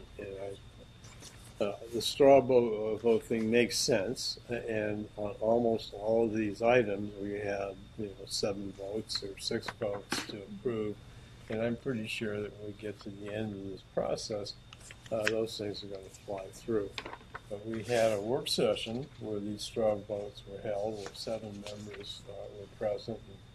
two were on official business elsewhere, and I don't know about the final one, so we only had 7 people, and then you have an item on here that has 4 votes, so it has a minority of the board voting in favor of it, yet if this goes into the budget, it's going to take 6 votes to get it out, so or to modify it in any way. So there should be some mechanism here to make sure that anything that goes into the budget, into the proposed budget, would require a majority vote to keep it in there. And I don't think that this is going to be a problem because almost everything in here has, already has 7 votes. Yeah, I'm not quite clear on what you're saying, Dick. Like where there are 7-0, 6-1, which is probably 98% of this, you're saying even with you 3 missing, or I think I was here. Was it the first day? The second. Second. Okay. We could almost keep that on a consent type calendar and get that through right away. But the others where they have like 4 votes, 5, 2. or whatever, yeah, there's only a few that don't have that number of votes. You're saying this would give you guys a chance to vote tonight to see whether or not it moves forward. Is that what you're saying? No, I'm saying that when this comes back from the staff, yeah, it's going to take, well, first of all, we're being asked to vote for the whole thing. Or if we amend this so we take some of the things out, it's still going to take 6 votes to take something out. No, I don't understand why we're changing it. You're picking and choosing what you want to take out. The directions was it would be a straw vote. You would give that straw vote, based on that, would give the staff the instruction how to come back with a draft budget. Nothing is finalized. All we're trying to do is get directions. We have a $20 million parameter capital budget. We had more than $20 million in requests. So all we're trying to do is get the parameters for develop a draft budget with emphasis on draft that the board will see. And that's great. That is exactly the direction I think we ought to take. However, what happens is that there are controversial issues in here that are going to now take 6 votes to remove from the budget. Even if right in this session right now, it's going to take 6 votes to take something out of this. So anything with 5 or less. I think, but the difficulty with that is these are the both. I mean, when we went through the 2 work sessions and talked about each of these projects, this was the result of what came out of the work session.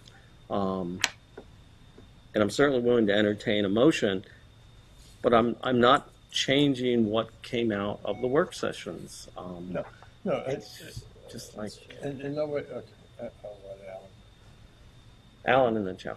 Well, so again, I know for a fact that at least one board member and probably 2 board members, I think that I've talked to, have said that they voted in favor of things so that more information could come at them. That doesn't mean they would vote in favor of having it in the budget. So, for example, even something that had a 6-1 vote, if 1 or 2 of the people who voted to have it more information, if even one person who voted to have more information changed, said no, given all the information I've got, I would rather not see that in the budget. That then brings it only to 5 votes, and if the others 3 who were not here vote against it, it leaves that one at only 5 votes, which to me that would say it does not go into the budget. Not that it would take 6 votes to take it out of this list. At this point, these were all what we were told by our chair was that these are all just ideas that would have to have a majority vote to go in. So there seems to me to be a couple of ways we could go about this. One would be, of course, to go through the votes and we could zip through the ones that are obvious. Another way would be that each board member could have the option to flag one or two items that for further discussion for a revote that would require a majority vote for that item to go into the budget. There are ways we could handle this So, creatively. Lynn. Oh, you said Chow was next. Chow. so my question is, actually we have a straw vote, right? And I didn't join the second one, but I joined the first one. And are we going to each item just approve or not approve? We are not going to go through each. We did that in the work session. Oh, it was a long session. We are not going to repeat the work session. I can tell you that. But you mean we are- approve all of them just once? Just one vote to approve all of them? That's kind of weird. But we went through each one. That's the problem is we went through No. each So one. because if I look at the vote, for example, the one, so Harper's Farm Road overpass, what's the other one still there? Yeah. The 5-2, right? Right. And so we need 5 votes to approve it, right, tonight. And so 6 votes, right? And the other one, 5-2, and Lakefront Master Plan Design. And for the other one, grant the Downtown Columbia Partnership, right? So I think if anyone get a 7-0 or 8-0, definitely we can approve. But for the other ones, 5-2 or 4-1, I think definitely we need to look at that in more detail. Lynn? I think it's really hard. We followed our procedures. We gave it a straw vote. I think it's very hard to second guess what some people meant in their votes. You know, to say that, well, they really didn't mean to vote for that. I don't think we can second guess that kind of thing. You know, this is just simply recommendations, nothing final. There will be more information. What would that do to the process? You know, where do we fit it into our agenda for next time? When does the budget actually start? Do we have to wait another month? I mean, I don't understand. Like, I can tell you that, no, we really can't wait another month. I mean, the budget is due to us. The final budget is due to us at the end of December, beginning of January. Staff has got to put it all together. When we built the budget schedule, if you remember, we did approve the budget schedule. I mean, basically, this was the meeting where we were giving them the final direction to tell them how to build the budget. Part of me says we can't just suddenly, oh, well, we'll just take another, X number of days or months or something. It's like, we got to get the budget built, and we had already approved the schedule. This part of says I'm following what the board schedule approved. Dick and then Shari. First of all, we have a policy that we do not take official votes at work sessions. That's right. And you can't take a straw vote at a work session to count straw votes as final votes. So we're right now in a totally different situation where we're going to take an actual vote. And my suggestion is that we can take a vote to approve that things go into the budget, and we might flag a couple of items, as Alan has suggested, where there will be an official vote after we've had a chance to see what the staff has come back to us with. And I don't see it being more than 3 or 4 items on here that would be necessary to flag. Yeah, I the reason I think it takes up time to do that. I'm sorry that those of you were not here. You were doing other fun things, fun and official things, but the board committed to moving on. We had an additional meeting. We put in many hours to do this. And we're going to continue to get information. This is the process that we agreed to. This is the process that we're engaged in. I don't think you can pick, apples and oranges at this point. Makes no sense in the process, since there are multiple discussions that are going to come up in the future. It really doesn't, it's just delaying things for no discernible reason to separate out the items that we've already worked on. Let's just move forward. Okay, I think actually Greg had his hand up. I'm just going to, just a request that we do this in an orderly fashion. Andy, you made a motion, right? Yes. Is there an amendment? If there is an amendment, let's talk about, I mean, let's do this in a sort of a structured way, and if there's not, let's call the question and let's vote on the motion, because we can talk about this all night. Can I just ask a clarifying question on the amendment? What I'm not hearing is how many votes an item really needed. Was it 5 or was it 6 to move forward for tonight? Majority. Actually, majority. Actually, well, actually, what our So 4 of 7 was a majority that night. Is that what you're saying? what our policy actually said was that for the straw votes for the budget, not only does it have to be a majority, but it had to be at least 4. So if an item, even though, let's say that the 2 of us had straw voted yes, everybody else abstained, that wasn't going to put it in. It had to be at least 4. So it had to be a majority, but at a minimum it had to be 4. That's what I'm asking. Is That what was were the the policy. rules for that? That was the rules. Those are the rules of which we operated. And that was, those rules were taken in a straw vote. No, they're rules that we've been operating on for straw votes for budgets. I don't think I brought the policy document with me. Do you have it? It's in the book. It's in the book. You're right. Right, it's page 11. Okay, but I need a clarification Yeah. on how many votes.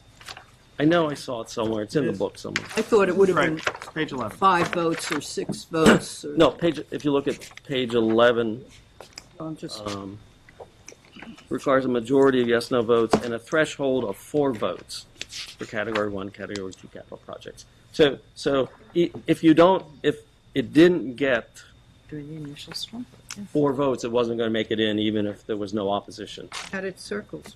Yeah, I'm sorry. Forget about it. Okay, Alan. So I move to amend since I don't know the exact text of what you're suggesting, but I move that we amend the motion on the table to consist, to only be about the votes, the items that got 7-0 votes, which is the vast majority. There were 12 that did not. Of those, most of those got, the majority of those that didn't got 6-1 votes, which I'd like to treat as another category.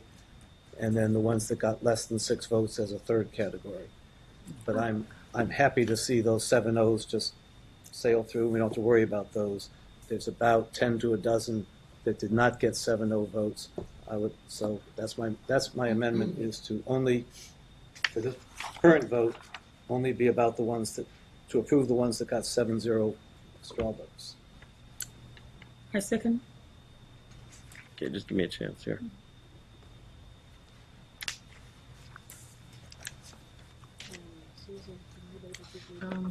Another quick question. Yep. Does the 4 votes also apply to the operating budget? No, Because this it was says just capital budget. It was just the capital budget. The capital budget is just required. So the operating required a Just majority, majority. Yeah. of those present. Right.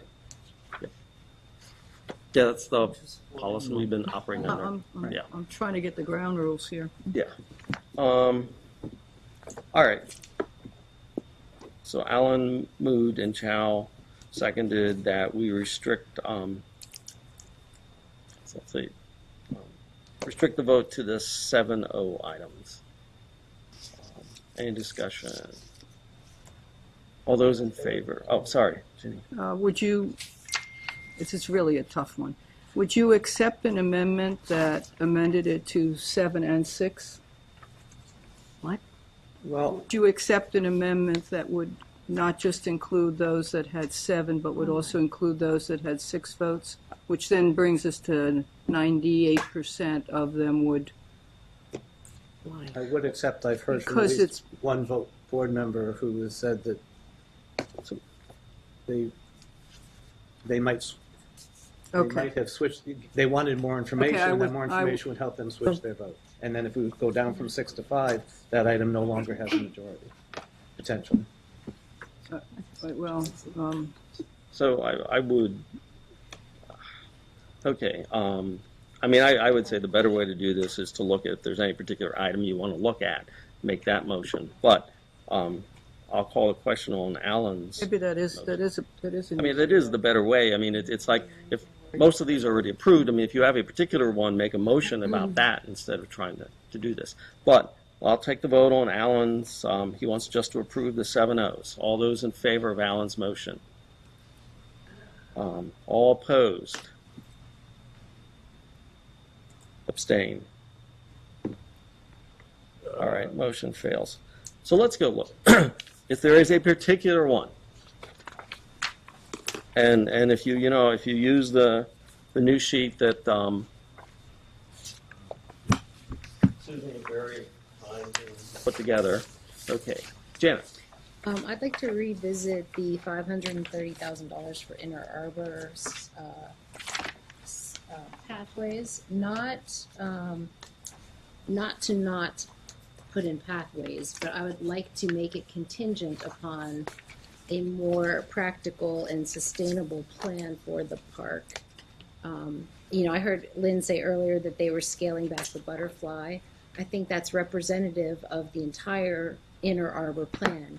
And my concern is that by not taking a holistic view on the pathways at this point, that we put in place a layout that may or may not be conducive to what ends up actually being there if this current plan does not get put in place. So I would like to see a revisiting to create a pathway system that supports a plan that is more likely to actually be actualized in the future. That's in Can you- operating budget, isn't it? That is operating budget. And I also, as a part of that, I'd like to understand how we were short on the operating budget for 2019, and I would like to understand what got moved to accommodate what was moved into 2019. Well, that's what they're going to end up having to do when they go back and build okay. the actual operating budget. Okay. I mean that's why it's important to kind of tell staff these are the projects. Then they're stuck having to figure out, okay, well now where do I find, and they have to kind of come. Well, we're not voting on the operating budget at this point, are we? So we're talking about the capital budget only at this point. No, right? we got all of them. We went through and did all what of is the vote on? Is it on the operating budget or is it on the capital budget? It's on both. Right. Okay. The requests, let's call them requests. Yes, the because requests these are are not. Okay, can I just point something out for everyone here? It's going to take 6 votes to pass this budget, and I only see 5. So maybe it would make sense to take some deep thinking about the request that the 5 people who are not happy have made, that we take a couple of items and hold them up for further discussion. We're kind of doing that. Janet made the first request. Okay, all right. Yeah. So Janet, can you Point of information, could you help me understand what that means? I mean, your motion that's currently on the floor is to approve everything. Approve everything. Right. So Janet is now adding she's making an amendment to put a caveat. Is that to remove that from this? No, she is not. She is. Opposed to. What is I- the motion? Yeah. Can you state the motion so we can capture it? That the $530,000 allocated for Inner Arbor have a contingency on a new plan for the park. Okay. My suggestion, Andy, from what you said was, you asked if we wanted to flag things for further discussion. No, I didn't. I said make amendments To the whole. to the whole I thought it thing. was We have a motion on the floor. But the motion is to approve the whole list. Is to move the whole, and Janet is making an amendment to say we add a caveat to one of the items. Oh, okay. Right. She's right. Right, Janet. I second her motion. The motion is to add a contingency to the $530,000 for Inner Arbor to revisit the plan to have a more maintainable plan in place. Measured And I- by who? Right. That's, the board. that's. Well, so I would measure it by cost of construction and maintenance costs going forward. So right now we're at 30 million bucks, and then whatever the maintenance cost would be for that park if it gets put in place. These pathways are based on a plan that, in my opinion, is not financially sustainable for CA, who clearly is going to be funding some of this for the foreseeable future, or for the fundraising abilities of Inner Arbor. So my concern is that we have a plan in place that's not sustainable, and these pathways are supporting the unsustainable plan. And so I would like to see, we don't have control over what Inner Arbor does, but what we do have control over is the money that CA gives to Inner Arbor. And so I would like to see a little bit more guidance from CA when these things come up, instead of continuing down a path of a plan that's, in my opinion, unrealistic and, at worst, irresponsible. Okay, Alan had seconded. So I saw Shari's and I saw Chow's. Shar? Yeah, I was just going to say, so what we're doing now is we are rediscussing Yes. Yeah. what we have already discussed and voted on, and what we will have another opportunity to discuss when this information comes up in our subsequent budget analysis, discussions, and votes. So all of this is going to come back again. So we are, in effect, picking and choosing an individual item here that has already been looked at multiple times and will have multiple times of discussion. I think this is an enormous waste of time. Chow. So when you say contingency, that means it needs another board approval for this money allocation? I think that's the way we got it. If we approve tonight, right, just try to talk about Sherry's question. So that means everything will be approved, right? So we're not come back to discuss again, right? Sherry? Oh, yeah. We are Yeah, we have to. Yes. What's the reason we're coming back? We approved it. What's the reason we're coming back? All you're doing is telling staff to put these in the budget. Yeah. You still have to, the board still has to approve the budget. We're not approving the budget yet. We're simply telling staff, you have to build a budget that includes these projects. When we get the final budget, So your point, if we put this to the staff, we'll not put some of them in the budget. Is that the point? Some of them will No, be. they'll put all the things. they'll put all the stuff in. They will we're put telling everything in the them. budget, right? Right. Then what's the point to say, okay, we'll approve again? It's a draft budget. Yeah, it's a draft, right? It's just a This is a draft. framework for the future, and we'll approve again. I mean, because what's going to happen is, and as Janet kind of alluded, we added a few things, and so staff now has to go back and figure out, how do you build the whole budget with the stuff the board asked for and all the other stuff, the rates, the salaries, all the other stuff that's come along. So that's why this kind of gives them the guidance to tell them how to go build a budget, and then they're going to present the budget back to the board. Then the board is going to have to look and say, is that budget acceptable? I mean, they may have to make some decisions, recommendations. Dick, and then Milton, and then What this really comes down to is stacking the deck. Right now, we got 5 people over here, 5 people over here, and you need 6 votes to take something out of the proposal that the staff is going to put together. But if we do it this way, you only need 5 votes, because it's going to take the other side 6 votes to remove something.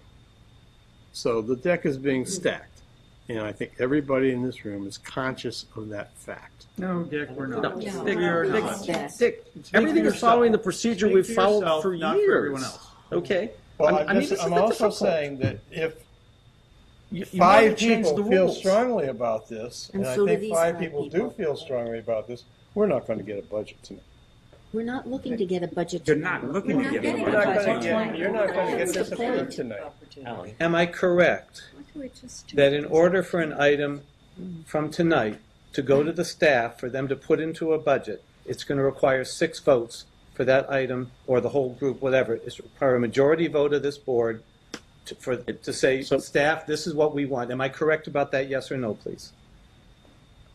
It will require a majority vote. Thank you. My second point of question for information. Alan, you just jumped in the line, and I really don't appreciate it. Points of information. There are a lot of people. No, Points of information there are take a lot of precedent. people waiting to speak. Points and of you just- information take precedent over Hey, discussion. I make a point of information too. Does mine take? Asking for information. I'm trying to make sure I'm clear about this process.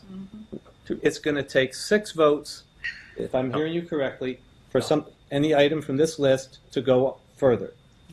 Whether it's at What I said was it takes a majority vote, just like any of our resolutions. majority is of this board is tonight is 6. Tonight. And we're taking a vote tonight about, am I correct about that, about what we are directing the staff to put in the draft budget? Is that correct? Last week, it was the majority. Not necessarily, because I can't guarantee that everybody's going to vote. Right. Okay. So, I mean, I cannot say to you, yes, 6 votes, when if somebody abstains, a majority would be 5 Thank you for that votes. clarification. So it's a majority, and we do need to pass the Majority of resolution. those who vote. We have to have For a it to go majority. into the budget. The difference is, Sherry and others who don't seem to be clear about this, is to take a majority vote to put something into the draft budget tonight. Come, when we actually vote on the budget, it would take a majority vote to remove something. Alan, you've said this 4 times, and Right. yes, I do understand it. So And yet please don't focus on me as someone who's somehow lacking in understanding. What we're doing here, what I would really like to see is for us to call the question. We have an amendment that has been made. Can we call the question? Yes. Wait, I did have Milton and Ginny. All I'm going to say is why is the board doing this? A majority of the board took 2 work sessions to create this, and now that 2 board members who are not here by choice are trying to overturn what a majority of the board did. They will have an opportunity to have their input on this when it comes to them in the form of a draft budget. If it takes more effort to get done what they like to do, that's what they have to do. Yeah, what, as a newcomer, what I hear Jan saying is not that she's asking that the money be taken out. I hear she's saying there are certain conditions that she thinks the staff should be exploring, and the Ann Arbor staff, to come back to the board and explain whether those conditions can be met or not. She's asking for more information. And if we don't ask for that, the staff's going to do their thing, and we're going to get this in February, and we're going to have a week to vote on it. And at that point, it's really too late to ask for that information. You actually get it in early January, December, if and you we'll don't, have several meetings. Here's what I'm not getting is a way that this board on that issue that Jan's bringing up, and me, I would like more information on the downtown partnership budget, can get more information or be assured that the staff, there's a way of connecting with the staff so that they will follow up on information that we as a board think is legitimate request. That's, I think, what I'm hearing here. It's not, it may be to kill a project, but I'm hearing more that more information is needed. I mean, it did get the 4 votes, I understand, and that was the ground rules for the other night. Am I making myself clear, or how do you get those conditions or those requests to staff so they'll honor what's being asked here? Because the board asked for it. Yeah, That's how in the it work is. session They're asking now. And So, yeah, just explain that. That's it. maybe what we can do is, Andy, it seems like every time we ask Andy for something, he actually provides it. Alan asked, well, can I get the straw votes? If we get a list of the additional information the staff is going to work on as part of going forward with the budget, that might give people some comfort. I mean, it doesn't need to be right now. I'm just saying after this meeting, here's all the things, then we can, if people have, I mean, the fact is right now, any board member can make a request to staff for more information, whether it was made during the last 2 work sessions or not. That's number 1. Number 2, the Ann Arbor request is not just a request for more information. It's a condition on the money. And I think it's slightly unfair because during the work sessions, we had the president of Ann Arbor here with a lot of information at her disposal to answer questions from board members, and she did. She got up here and answered questions. And so now when she's not here, we took a vote, we had so much discussion on this, and then decide, well, now I want to attach a condition, I don't think is fair. I get your point, but I would just ask you respectfully that if you could hold off on that request, because you can make it whenever you want, right? You can make that request, that string on the money, you can put that condition on it at the time we vote on this in January, February, whenever it is. You can say it, and then we can actually have a fair discussion of what your condition would mean. And there could be certain scenarios, depending on what that condition is, that would be a poison pill. And I believe I did raise this during the work session. you did, and it's right, you raised it. We talked about it, we answered it. So, again, I don't think it's fair to do it again now when we already had that opportunity and you actually took advantage of it. We discussed it. And you'll have an opportunity to make it again. All right, let's call a question on this because we're going to be here all night and we still have the village stuff to go. So Janet made an amendment, Alan seconded. All those in favor of Janet's amendment? All opposed? Abstained? You voted in favor. For at the last minute. Okay. It fails. All right, why don't we call the question? All those on the actual motion, which was to basically ratify what the board did through 2 work sessions. All those in favor? Opposed? Abstain? Okay. What did you do, Jenny, if you don't mind? Jeannie did Mhm. vote. Yeah, she abstained. All right. This one I got to write down. Can I say something? I don't agree with a lot of these things in here. You heard me. I'm like the one in a lot of these. Okay, on these straw votes. Yeah. Okay, but somehow we have to move forward on a budget. This is not the end of the world. We are going to have a chance to discuss these things. Alan, I see your point that yes, but it's going to take a majority. But there has to be some process. There has to be, or else we'll never get past this. Andy, Totally with you, Greg. Sure.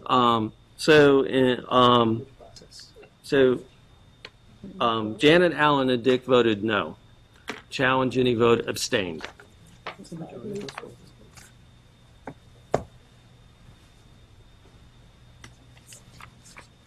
Okay, let's move on. I know one of the problems was the whole board wasn't here for the work session, which is where a lot of this should have been hashed out. But I got to admit, I can't do anything about that. We spent 2 solid meetings that went on for hours, discussing all these, and that's where we did our discussion. All right, let's move on then to the assessment share working group. Milton, anything you want to say? I have some comments, and I'm pretty sure throughout, but I've had a number of conversations with Susan about her insights, and I think it would be beneficial if Susan just briefly share with the board just some comments to get it started. Susan. So I think it seems to me that the work team did a great job. I did not participate in that, but they know they worked hard, and I heard how that process went, and so I think that worked great. I would like to sort of remind everyone that these funds are the Columbia Communities funds. They're from the same sources. We're serving the CA and the villages are serving the same people essentially with the same sources of funds, and I think that so the formula makes a lot of sense, and we support that, the phase in, and we would support the use of the same inflation factor that CA is using for the budget to be used in adjusting the annual charge share. I think obviously the issues that are more controversial are the contingency fund and the CAB. It seems to me that there's general agreement that the contingency fund is no longer necessary. I believe that a 50-50 CA and village share of that fund is more than equitable, given that CA provides 60% of the revenue to the villages collectively, and it doesn't make sense for the community to pay interest on those funds because CA is in a borrowing capacity to have them being used or sitting unused and earning very little money. I don't think that's the intent of those dollars for Columbia. And I think I supported there was a recommendation at some point to double the cap from 15% to 30%.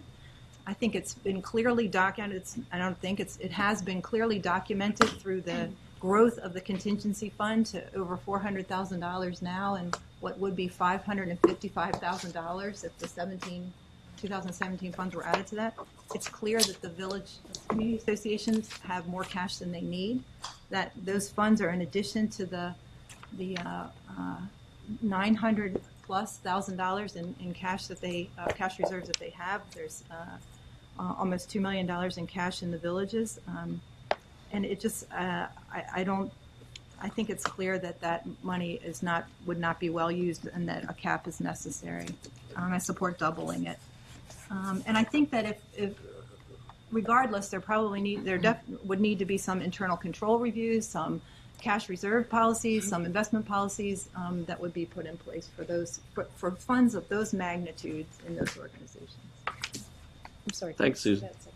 That last sentence. So it would be important for the villages, and really for the village boards and the staff, and the managers and the staff, to have internal control reviews done by outside parties.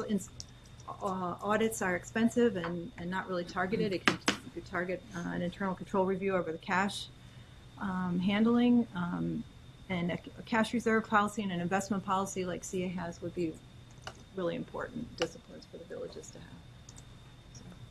Andy? Yes, great. I mean, could I make a motion to approve the revised village allocation formula? Just so we can maybe get past that. I think that Susan's right. The real discussion is on the contingency fund and the reserves. Well, what I wanted to do actually was just try to just break it down, do the votes, like vote on the formula, vote on the phase-in, then go into the contingency fund and the cap. I mean, figuring that. Right, that's what I'm saying. That's So I'm what just he making a said. motion to approve the revised village allocation formula. Okay. Yeah. All right, very good. So Second. Greg moved to approve the formula, seconded by Janet. Any discussion on the formula? The formula, let's define what the formula is. It divides it into a mission share, facilities. It tells you how you calculate the mission and the facility share. Population, number of residents, Right. number of It's units, the- etc. It's the chart they presented. So that's the formula. Mhm. All right, any discussion? Okay, I'll take the vote. All those in favor of the formula? I can't think. I Okay. think she's voting. She'll Yeah. be back in a All minute. right. All those opposed? I thought you voted. No, I oppose this. Okay. I'll have to do this again then. Sorry. All those in favor? I wrote an article. I was sure. Trying to find out what his objection is. He might convince me. It's a River Hill objection. No. That's insulting. Alan, Ginny, That's insulting. Dick, Nancy, Greg, Lynn, Andy. Opposed? Chow. All right, the phase-in, the proposal. Is there a motion to approve the phase-in, which is puts us in over 3 years? This is still about the implementation, formula, not yeah. about the contingency fund. Not about the contingency fund. It's phasing the formula in over as the committee recommended, phasing it in over 3 years, so that there's no big hit or gain either way. So Yes, I need a move motion. to approve the. Dick actually moved that Okay, I one. second. Well, I wanted to just allow Sherry to officially put her vote in. Too late. I can't leave it. She's in the room. Yeah. All right. So, Dick, did you move to approve the phase-in?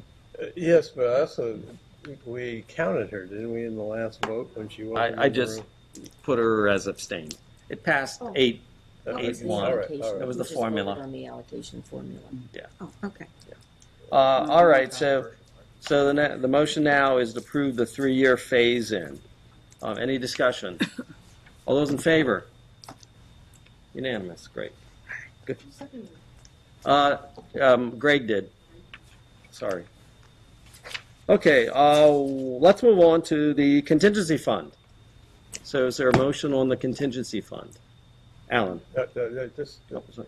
let's define each of these things. And we say the contingency fund, make a what motion. specifically are you going? Okay, so there exists Come a on. set of money called the contingency fund, which has a set of rules. Each village contributes to the contingency Okay, fund. so we're going to So- phase that. Are we separate, before I make what I have to say, or my motion, are we separating the reserve question from the contingency Yes. fund, or is this all one? No, piece?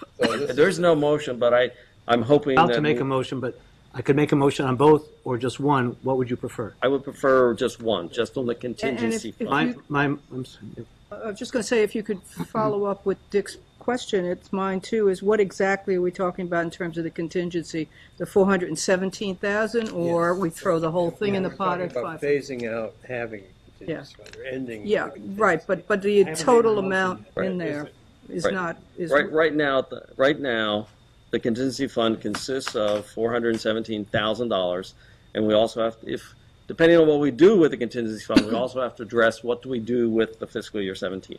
Alan, make your motion. My motion is that the current balance of the contingency fund be distributed to all 10 villages equally, and that any future money that ends up in the contingency fund also gets distributed to all villages in equal shares. I'll second. Is there a second, Dick?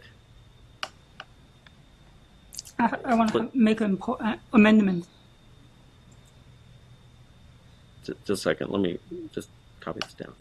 Okay, Chow. My amendment will be, before we distribute the money to the village should establish an investment plan to this money. I would take that as a friendly amendment. I'm not sure exactly what words you said, but I would say subject to each village establishing, what were your words? Investment plan. It was fund reserve and internal control review policies. Yes.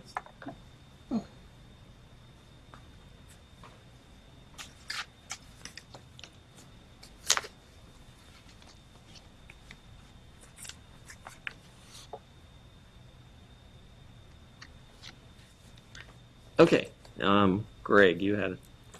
Yeah, this investment plan business that someone's come up. I know you made, but I mean, this is not like our policy. Okay, just to set this straight, the issue here is where are we going to put this money? Okay, plan or no plan, we're talking about taking money away from this organization and giving it to the villages just to sit on, okay, and do with what they want. And whether they have an investment plan or not, to me, is not the issue. The issue is where are we going to put this money to best serve residents? Okay, that's what it's always been about. I've said it all along. So to me, whether it's 417 or if they put in the 17 funds, it'd be 550,000. The question where are we going to put that money? I think it would be, I don't know what adjective to use, just irresponsible, ludicrous, just to say, give it all to the villages. I mean, that money is residents' money. It's not the village's money.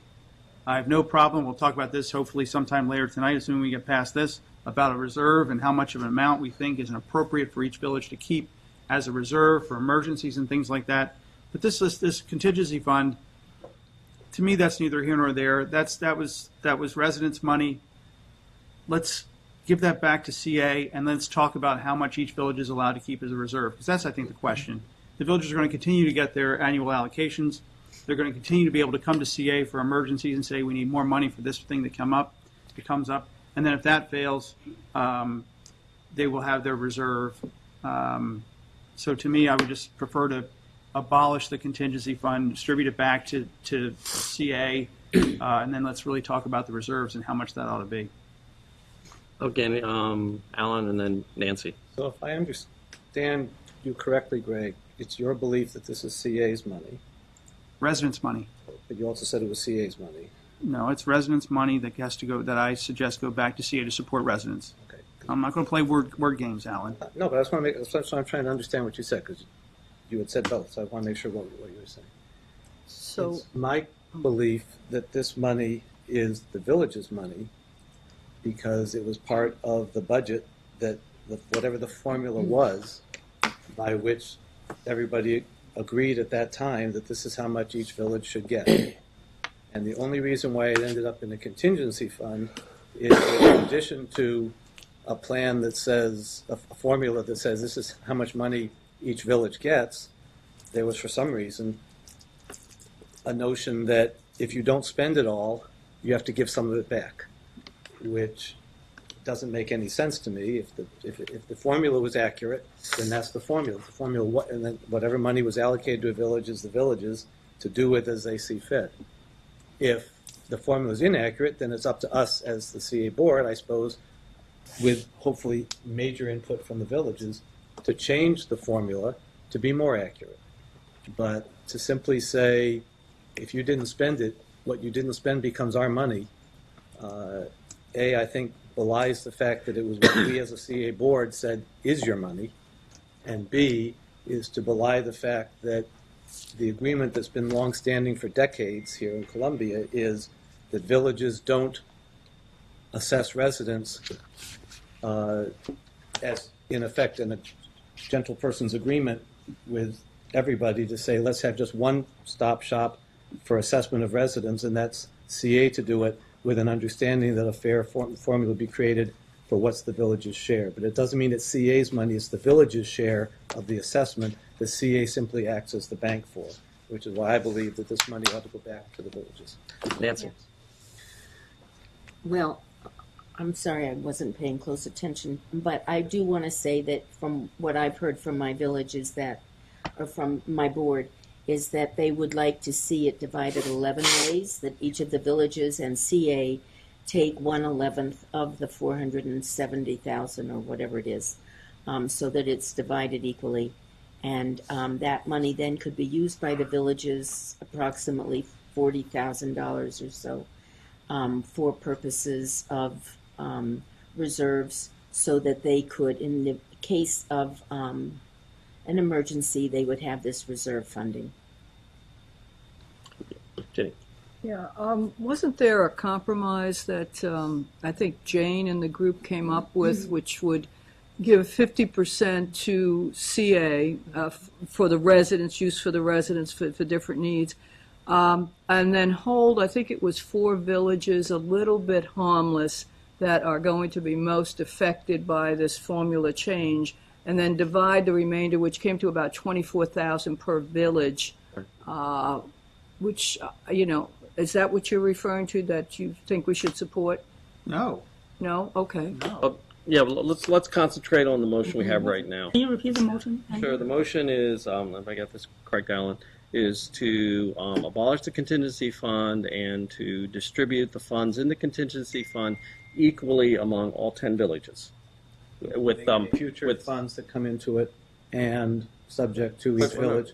I thought you said abolishing it. You've abolished it. Well, I think, do you mean for 2017? I don't know how, I just want to leave room for the fact that there may be already a process in place that might be sending money there. So if the second part is irrelevant, then it's just irrelevant, but it can still stay in the motion.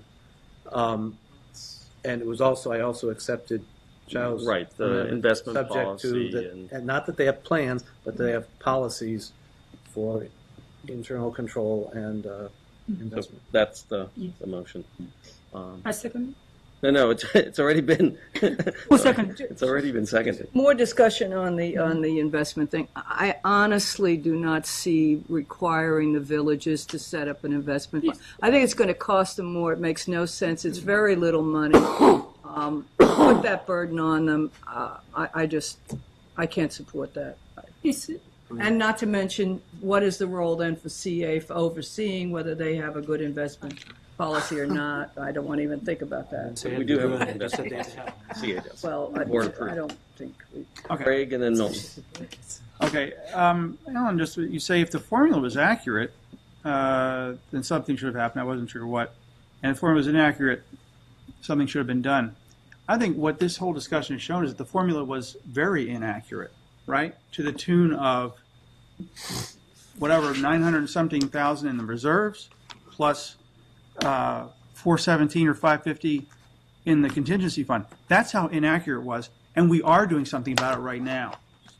I think what you're suggesting essentially is, well, the situation where we should let the villages have this, what essentially is a windfall, right? We had a formula. Apparently paid too much. To me, it's an unjust windfall to give it to the villages because essentially the residents got shortchanged, right? Because the formula was inaccurate, residents didn't have all that money over all the years, okay? That's number one. Number two, I'd like to remind everybody, I know some of you aren't going to like to hear this, but you're a member of the board of directors of this organization, the Columbia Association. And so, Nancy, with all due respect, to come in here and say, my village board thinks X, that's all fine and good. But the question is, what do you think as a director of this organization that has a decision to make on this a substantial pot of money? And what's the best interest of this organization whose purpose and mission is to serve our residents, folks? So, to me, it's again, I just wish we could get rid of we can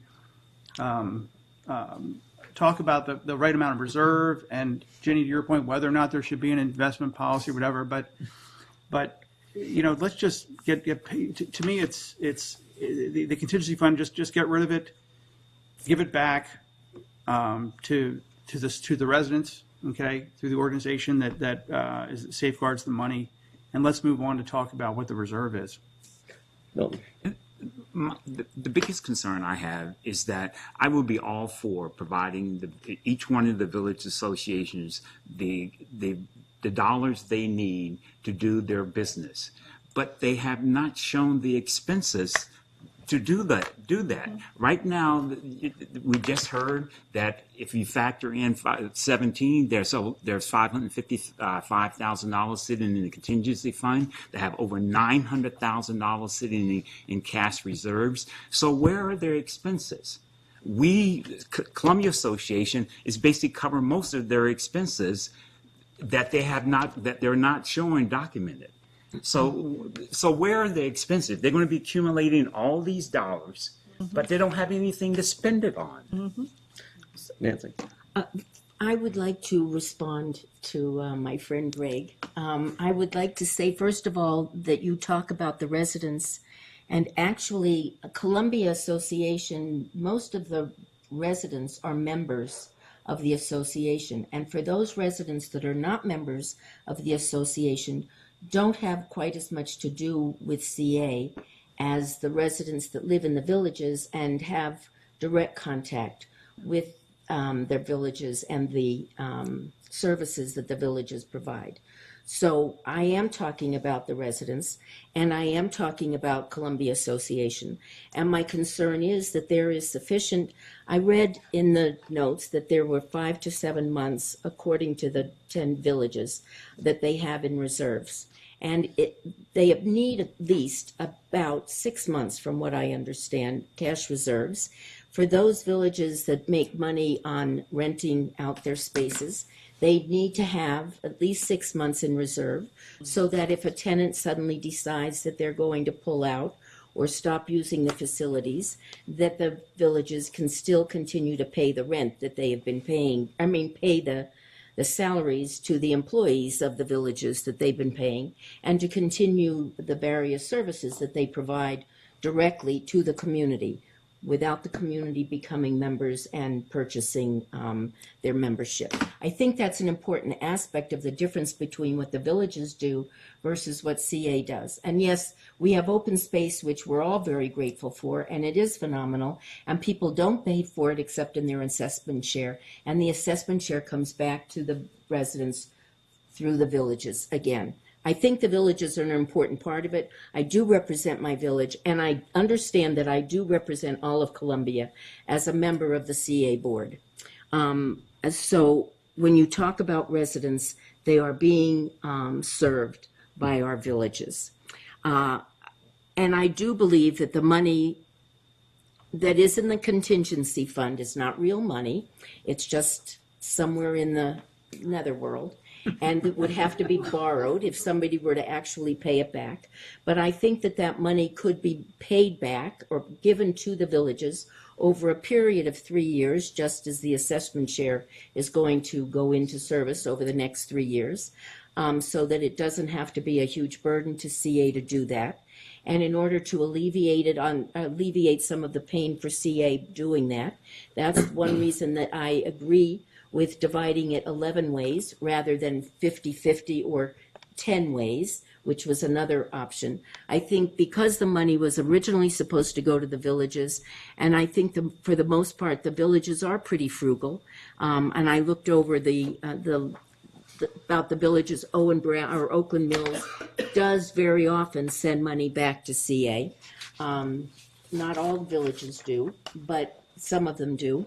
I think they are pretty frugal, and you're right, they don't have huge expenses because they don't have to pay rent, and the major costs are borne by CA, but they still have a number of expenses that we're all well aware of, and I'm sorry to take so much time, but it seems like certain people do take a lot of time when they talk, and this is a very important issue, and I'm getting it all out now while I can.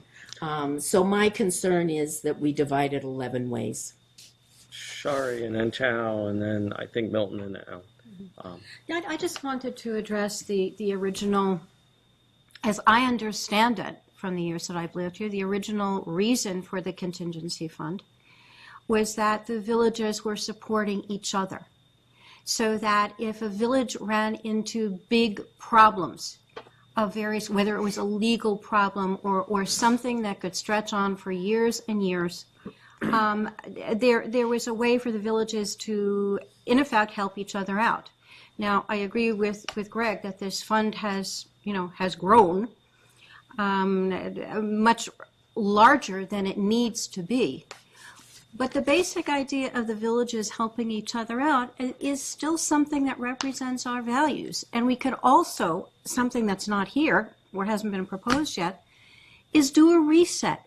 Why not go back to the original amount that was in there, which I think was somewhere around the $100,000 or something of that kind, which could be drawn from, and which villages have drawn from in the past. Disperse the too large amount 11 ways, and then you've gone back to the beginning, and then revisit it in another 3 years, and see whether or not there's been a reason, there continues to be a reason for it or not. I mean, I think that really makes some sense. That way we're talking about partnerships here. We're talking about relationships. We're talking about villages not standing alone. And it's an acknowledgement of what CA as a whole does for all of the residents in Columbia. So I have 2 points. The first point, I think every village is a part of CA. So if CA is doing good and individual village is doing good, that's the best case. And so if individual village couldn't handle their own stuff, need some financial help, I think CA usually come up with their help. So that's I really agree with what Nancy said. So dividing this just between the villages, I think that makes sense. The other point I want to say, a lot of villages need help. Even River Hill Village, our board talk about this a lot because we really need money to pay our staff who work in our village for more than 15 years. Couldn't get the salary the CA commission proposed. That's kind of a shame. So we need the money to pay that. So, and we need to pay our other staff with the living wages we propose for our CA staff as well. And we just don't have the money. So I strongly support we just distribute the money among 10 villages equally, and then we're done with this. Just a quick editorial comments. I know it's a work in progress, but please, it's not just about residents' money. $14 million of that annual charge comes from our commercial property owners, and that's not one sitting around this table representing them. Right, right. Alan? A few things. First of all, I would just point out to our friend from Hickory Ridge that you have more than once told us what your board thinks or what your residents think about something going on.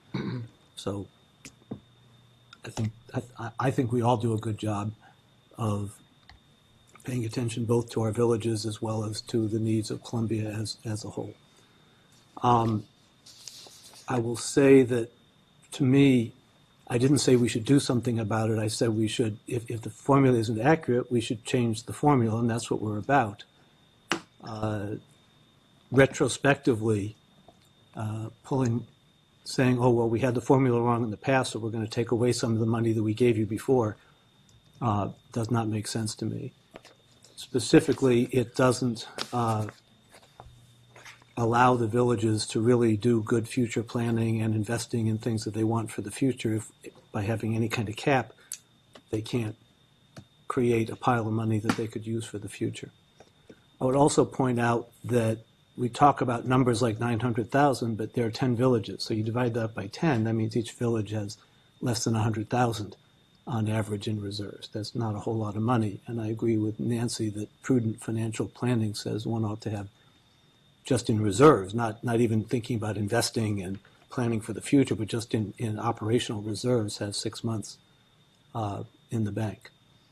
I'm absolutely with you, and I'm used to call you Sherry. Should I call you Shari from now on? How do you want that to be pronounced? Sherry is Sherry. fine. Thank you. Thank you. The purpose, I understood that the purpose of the contingency fund was so the villages could help each other, but my understanding of the actual practice is that it just hasn't been used. It's been used by things that all the villages have wanted to do, like hiring a person to do something that would benefit all the villages, but it's my understanding there at least hasn't ever, or certainly not often, in the last several years, been a case where a village has run into trouble and has had to draw on the contingency fund. So Gotta go back in time. for me, that was a noble purpose. It apparently has not been something that has been much needed. But I very much support the idea of the villages helping each other, and a fund could be part of that. I would also say that in the interest of coalition building, if there are people who wouldn't support this split 10 ways, but would support an 11th share for CA, I could be in favor of that if there isn't a majority for splitting it 10 ways. I think Lynn's in. Just looking at this as villages supporting each other, there's that little piece about, again, the 4 villages that are negatively impacted by the new allocation formula. I thought that was certainly a positive piece to put in there as we're phasing things in and out. To divide it 11 ways, again, it's money that we don't have. CA will create it, however. And, again, it's not as significant, I think, for each village as it would be for the villages that will be negatively impacted. I think we really have to consider that, too. Okay, I just want to say a couple things. One, there's a huge amount of money in there, 400,000. If we go ahead, it's over 500,000. And I got to admit, the first thing when I heard Moshe split it equally, I'm thinking, well, but all the villages didn't equally contribute to that. And my thought is, why would I give it back equally? If I'm going to give it all back, I think I would do it prorated to how much they put in a sense, because those who contributed, as we were saying, if it's that kind of money, then it should go back to the villages who contributed it. Instead of splitting it up equally. And the other thing is, and I do worry. We don't have 400,000 sitting around in cash, and we have not budgeted $400,000 cash outlay in fiscal year 18. So giving it back right now to the villages, means we have to come up with cash. It will cost CA some amount of money. I don't know what. And I got to admit that plays in my mind, which says, well, wait a second here. If I'm going to give it back, I'd rather figure out a way that doesn't cost the organization, because we don't really mean to cost CA the money. So what I want to really do is let's call the question on this, because we've had a lot of discussion virtually everyone. So the motion is to split it among all 10 villages equally, with the internal control and investment policy and things like that. All right, all those in favor of that? I know you're going to have to, all right. So that's Alan, Chow, and Dick. All opposed. I'm going to oppose. All the rest. Okay, so it fails. All right, I am going to make a motion that the contingency fund be split 50-50 between CA and the villages, as the original proposal was. That, okay, we'll do it. The village split can go back equally to each village, but CA pays it out over 3 years, just like the phase-in. I'll second that. Any discussion? Yeah. I like what you said at the end about the prorating based on what people have paid in. Right. And then perhaps deducting what it would cost CA for borrowing the money. It could be done over 3 years, whatever it would cost CA. If we do it over 3 years, the cost comes down to. Yep. There's the difference between having to come up with, let's say, $80,000 a year versus $400,000 in 1 year. So, I mean, it probably is it. You're right. There's almost no cost if we do it over a phased-in period of time. Then I'm sorry. forget that. Yeah. Alan, Chow, Jenny. Okay, I have a question that I'd like to get an answer to, then I have some comments that might be based on that answer. My question is, if I understand it correctly, the villages get a budget, have gotten in the past, and then there's a calculation at the end of the year that says, well, we had too much reserves, and so they give money back to CA. So why don't we have the cash?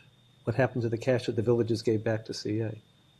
So the villages, first of all, they do their budget. We don't give them a budget. Oh, we and give them a chunk of money to do things with. Yeah. Right, so the village boards approve the budgets, and the village managers do. So they, because we don't keep it aside. We don't segregate that cash. What have we done with it? We've used it to pay for capital projects, to pay for operating. Have we fees. used the contingency fund that's supposed to be there in case the villages need it for It's other set up as things? a liability. There's a liability. I mean, we would never set that aside and borrow. Yeah. I mean, that makes no sense. But Susan, also remember that So the liabilities on our balance sheet. we don't really trade cash. I know the last time with villages, sometimes we just deduct it from the next. No, they write checks. Do they write checks? Yes. Okay, sorry. Okay. So we write checks to the village. CA writes checks to the villages, and they write checks back. Okay, thank you. So based on that answer, I would say that if it's going to cost CA money to give it back to who I believe it owns it, I'm fully in favor of a 3-year phase-in, but it's on us that we don't have it to give them, so that we incur some penalty for that. That's the way it is. I would certainly be in favor of looking at, and I really don't know how this would affect my own village, positive or negatively.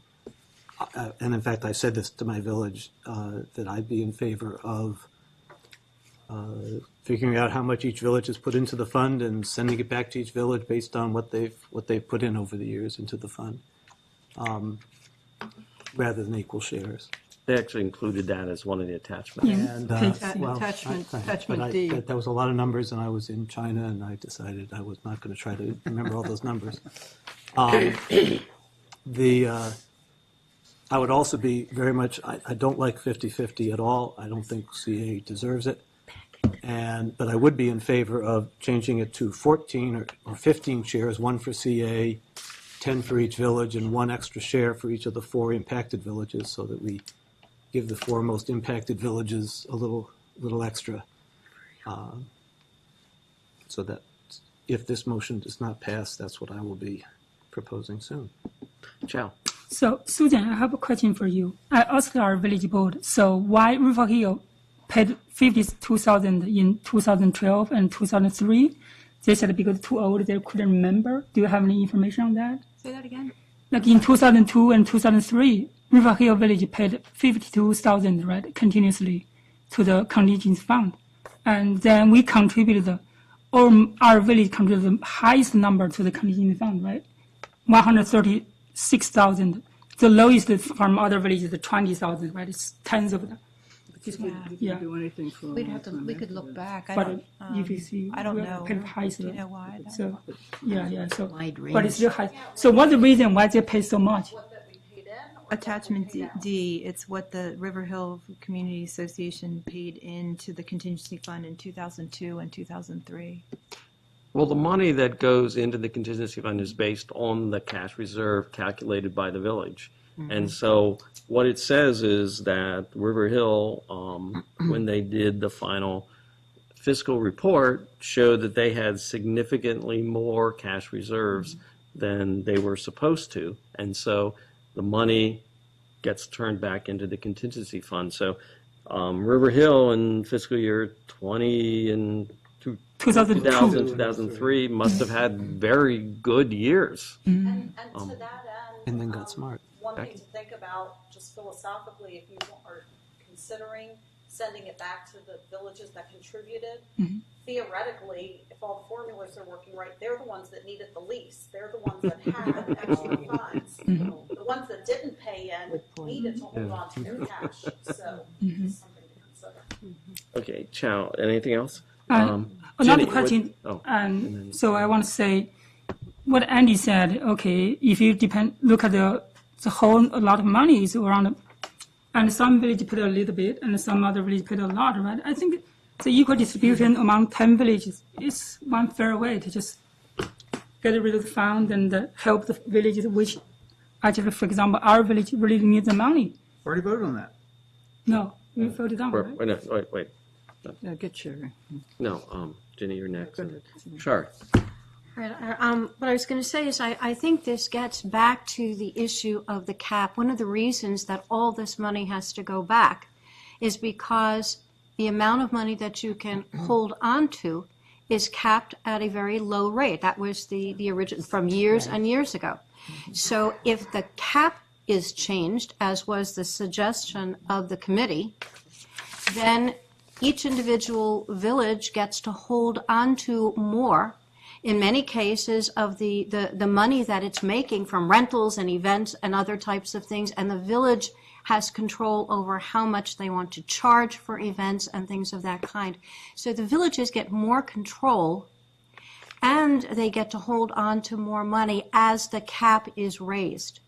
So the question of dispersing the contingency fund, I sort of like Andy's idea of that 50-50 over 3 years so that it is not a hardship, and then making sure that we raise that cap as recommended so the villages get to keep more and don't have to keep throwing money back.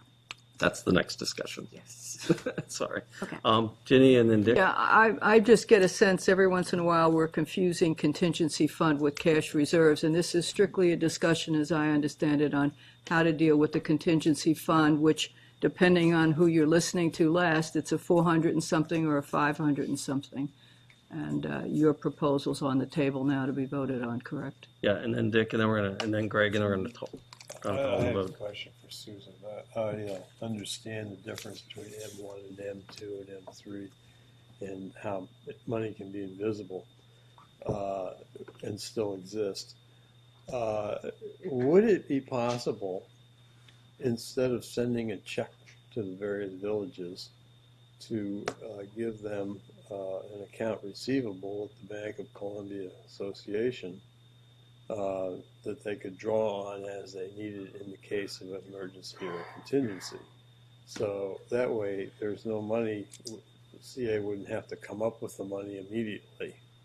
It would just be in an account, and it would continue to be carried as a liability by the Columbia Association. Well, I think that would be essentially leaving the contingency fund as is, right? Then it would it, are you saying then that the decision as to how it would be used would be just CAs, or would the villages participate in that? Well, I guess it would be the same. Yeah, I'm just, like I said, it's imaginary money right now. It's in terms of actual dollar bills. And where the villages leave it, they could leave it anywhere when they have it in their possession. The problem is if they get the money in their possession, it has to be actually generated, either by taking out a loan or it puts CA in the spot. But if the money is distributed in some way to the villages, but it remains on the books at CA just as a liability, is that from an accounting standpoint make any sense? It certainly could be done. Okay. So what I'm getting at is it could be distributed to the villages without it actually costing CA any money. When they needed it, Right. When they need it, but they haven't needed it for 5 years. So. Right. Right. Yeah. And that's, I mean, again, this still. I mean, I'm going to vote. I second it, but I'm going to vote against it. I mean, again, still, this is residents' money. As Milton said, the villages haven't shown a need for this. You know, Harper's Choice. I've tried to select my villages, but I could pick anyone. But Harper's Choice sitting on at fiscal year end, last fiscal year end, 132,000, over 130,000 just sitting there. Your residents getting any benefit of that? No. And so the idea of putting more money on top of that right now, again, doesn't make sense to me. If we want to do it, fine, and maybe we'll just save the real discussion for the reserve, which I think might be where the real fighting ground is as far as what that amount should be. Nancy, and then let's take the vote. I've got two issues. First of all, I don't believe the money is just sitting there. I think that they use that money for capital expenses. Nope, capital. I mean for operational. I don't mean capital. I meant operation. Well, that's what I was told. And keeping it in CA's account reminded me of when I was a child, and my father gave me an allowance, and I told him to keep it in his pocket. And so whenever I wanted money, I just asked Daddy, and he gave it to me. And I don't think that that's where we want to go with this. I think that these villages are each 10 separate corporations, and CA is the 11th corporation. And I think that they need to have their own pocket, and they need to be responsible for their own money. And yes, CA gives them their assessment share, but I think it would be a real mistake for us to keep the money in Daddy's pocket.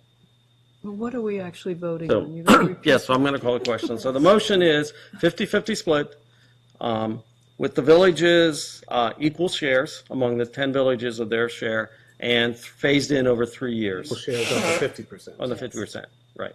So, I mean, it's what the original proposal was, and everybody gets somewhere around 20-some thousand, 24,000. And All right, can I repeat your motion? Sure. Each village get 5%, right? Yes.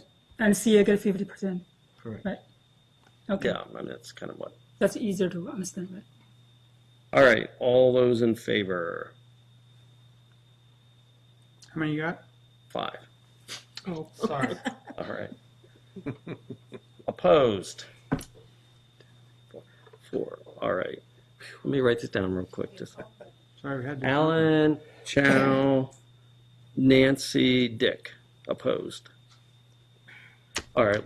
Let's move on to the the reserves, the cash reserves. Can I ask a quick question? Sure. Did that motion that just passed include discontinuing the contingency Yeah. fund? Because that Yeah. weighs in on the cash. Okay. Yeah, because we're giving it away. The reserves, so. All right. So the cash reserves. I mean, I always think the cash reserves is a tough issue, and I think I listed a bunch of things to consider as you think about the cash reserve.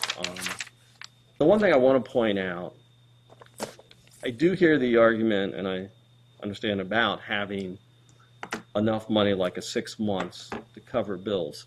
But my problem is I have a very hard time including the CA portion of that in a cash reserve, because in essence what you're saying is you're not going to get the money from CA, and we've always paid. So I would think that if we're going to do it, if the villages, and I think they do need a cash reserve, you're going to base it, you should base it, a cash reserve, on the non-CA income, because the CA income is guaranteed. So why would I want you to say, why would you want to put money against what CA is going to give you? You know, your assumption is CA is not going to give you the money. So that's why I think if we're going to kind of continue with this cash reserve and a cap, it should really focus on the issue which the villages have brought up. You know, we need money in case something happens. Well, if that something happens, is only to the non-CA income. Okay, Alan. So this is clearly, again, another case where we're having discussions that continue on, partly, I think, because we haven't, there's a philosophical, strategic difference that we haven't fully fleshed out and made a decision on. We just all come at it with our various, and I use this word in the most positive sense, biases and thoughts and opinions, and we share them and come from there, but we don't get to the underlying issues. So when I hear you, Andy, say the CA portion, the money that CA gives them, to me, that's a misreading of what actually happens. It goes through as, I think Dick called it the bank of CA, but it's not CA giving them, it's CA dispersing money that is theirs to them. So it's not the CA share, it's the share that went through CA's assessment process. But it is the village's money. So my proposal, my motion is to remove any reserve cap. I second it. Okay. Great. Yeah, and that's nice when you're sitting on $132,000 again of residents' money, not villages' money, residents' money. Wild Lake that I did this. Wild Lake sitting on. Without looking at that. Wild Lake sitting on 110,000. Hickory Ridge, 90 over 92,000. That's at year end. I'm assuming these numbers. I think not just assuming. You pre-count these numbers are going to increase after this current fiscal year. Why? Is this a village endowment? Is this a villages can feel good? Nancy, with all due respect, I've never heard any village say we use our reserve as a short-term borrowing to pay our. Hold on a minute, because you said something like they have to somehow dip into the reserves in order to operate during the year. I haven't heard any village say that. That's true. Our village is working on taking reserve. They don't have reserves. I mean, that's what the money they use to function. Well, Nancy, that is not true. With all due respect, that is not true. And I would love any village manager to say that somehow they need this larger reserve in order to operate. I just have not heard any village manager say that, much less, including my own. We have one in the audience. Can we ask her? We have two. Yeah. Okay. I mean, this is just a village endowment, and to me, it's wrong because it's residents' money. Alan, you say, well, it's just through the CA bank. Well, I guess it would be through the village bank then. Either way, it's not the village's money. It's not CA's money. It's residents' money. Where are we going to use this? Where are we going to use it for residents, not just to sit there so a village can say, well, even though we've never needed to use this kind of money before, we might need to use it sometime. Again, where is the evidence of needing these kind of expenses? And again, I'm not just pointing fingers because I can point it right back at Hickory Ridge, 92,000. There's no reason that my village ought to be sitting on that kind of money. I think the cap, and that's at the cap at the 15%. Okay, the no cap, I guess the sky would be the limit. I mean, what they could have a Harper's Choice be sitting on $1 million? Would you feel good about that? Would you feel good? If think about your village, would your residents, you feel like you're serving your residents by allowing your village to amass that kind of a fund? It's to me, it's just insidious. It goes against what our mission is, which is to serve residents, and serving residents is not allowing a village organization, an intermediary, to sit on that kind of money. It's just not. Okay, Milton, and then Alan and Chuck. Once again, as I said, I would be all for the villages having the dollar to cover their expenses, but when you have no cap, and they start stockpiling this pile of money, they have no rent, they have no capital costs. We pick up portions of the employees' medical expenses. What expenses are they going to be accumulating? If a tenant pulls out? 20,000, the most of them, you're going to rent a facility probably no more than the max of $20,000. Okay, you say you lose a tenant for a whole year. You lost $20,000. So, but I guess if someone walks through the door and say, I live in Hickory Ridge, you have this in cash reserves, what is it for? You can't outline what those dollars will be used for, or what is they stockpiling it for. Alan and Chow. I have a question, then I have some comments. How big is CA's reserve? So at the end of April, we had $1,865,000. Okay, thank you. But that's not our reserve. We don't keep a reserve. That's just what we had at the end of April. The answer is we don't have a reserve, Right. correct? Thank you. So for me, I don't understand. I just don't understand, Greg, calling the village associations an intermediary any more than CA's an intermediary. I don't either. I don't either. That's my point. Well, but you said leaving the money with an intermediary, leaving the money with CA's just another intermediary. So We use the money. We don't have a reserve. You just got the answer. and we have money left over at the end of the year that does something, I assume. Well, so we did this year. So we just did the line of credit borrowing. And where do we end up at April? What do we budget? Well, first of all, we have $25.6 million outstanding on a bank loan that you're paying interest on. And then what was our, what's? We're in a borrowing mode because of the cyclical nature of the annual charge income. We usually go into a borrowing mode in anywhere from March to, it was early May, but we're projecting next year that it could be in February that we go into a borrowing mode because of the capital expenditures that are anticipated. Thank you. So it fluctuates during the year. So I would be absolutely happy to start having, because I think Milton raises an important philosophical point, or that starts with a philosophical point, is who should be responsible for what. And I'd be happy to have that discussion. And if that means changes in how the allocation works out, then that's what it would mean. But given the history of what we've had, the CA board says this is the formula. This is what we think, this is what each village is going to need. And I'm fine with us revisiting that if we think the formula doesn't work. But I just think it's pulling money back that we've already allocated just doesn't seem fair.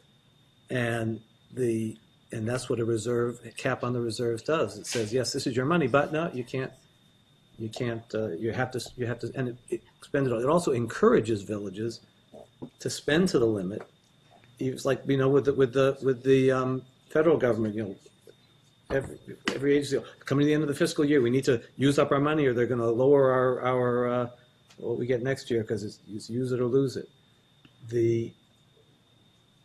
I think that if the villages could be assured that there wasn't going to be any reserve figure cap, they could get creative with themselves and with each other to do some cooperative things, to go in together on things that would benefit multiple villages, if not all of Columbia, and would have the freedom to use their money. And most importantly, for me, is the philosophical question that this is the village's money and not CA's money. Okay, challenging you. Try to kind of keep it quick because we're going to. Susan, I have a question about the cash and investment, like 200, for example, for River Hill, 210,000, but we don't have excess cash at all. What do you mean cash and investment? How do we differentiate that? So that's the actual cash and that you have in the River Hill bank account. Mm-hmm. But what's the investment? I don't know. You would have. I don't see their statements, so you have to look at that. So in your opinion, when you talk to the village, what's their investment? That's a huge number, right? Well, you get their financials, right? You're on the board. But so. I didn't pay attention before. I sort of just look at number and then now I realize, because then we don't have excess cash at all, right? So I'm wondering. It's probably just cash. It might be CDs that are considered a short-term investment just to earn a little bit of interest. I mean, every village is handling it differently. Some just strictly have it in a bank account. In the past, a village had Rouse Company stock. No. So I don't know. Then when I look at, for example, adjusted the cash and investment, then it's substantially smaller than the 210,000, right? Then it's only 60,000. And then I look at the other numbers. That means for the money the village can use, actually pretty small, right? For example, River Hill only 6,000, and some others only substantial 1/3 of the cash and investment. Is that right? They can use the entire amount Yeah. of cash and investments. Yeah, it's their cash. So what was then the adjustment? Help us understand that. Yeah, what's the adjustment there? So the adjustments are liabilities that villages have. You have liability for an audit. You have liability for paid vacation. You have security deposits that have come back. Those are the types of liabilities that occur. Now, what I want to point out is all of these figures, all of this stuff, how much cash the villages have, how much reserve and everything, is all provided to us by the villages and approved by each village board. We don't delve into, we don't really know, we don't really know what River Hill's kind of doing with their cash and how much they have. But River Hill basically has told us that this is the amount of cash they had on hand as at the end of the fiscal year. And the same thing with all those. That's what they reported, and we trust them that they're telling us the truth.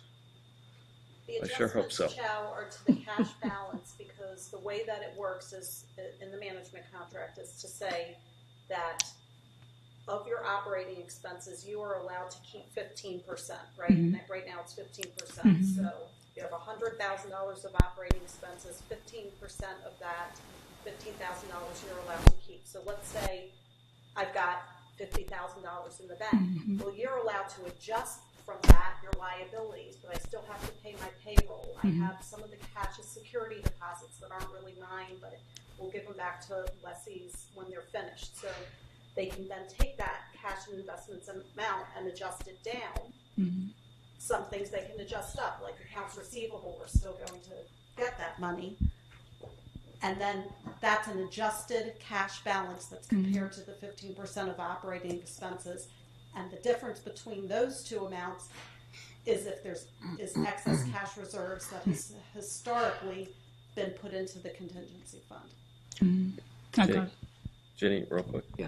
Yeah, just a real quick clarifying question. We are not doing anything about the close to $1 million that all the villages have. Yeah, they have different amounts, but it totals about $1 million, 900 and something. That's We're all not I even talking about that. They've got that already. They've got it however they invest it. We're talking about what we do from now on, correct? Yes. Yeah, I right. think there may have been some Right, yeah, confusion. they have basically Couple of almost $1 million. All right, so I want to just say something because I've been here quite a while.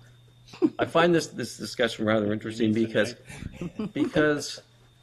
the whole reason there is a cap is because for the longest time there wasn't a cap, and that created enormous discrepancies among the villages. What you will find is that some villages with some facilities can make money hand over fist, and it's been proved. I mean, there were times when the discrepancy between the amount of money that a village A had versus what I mean, basically you had the haves and the have-nots, and the haves had lots and lots of money, and the have-nots couldn't raise money.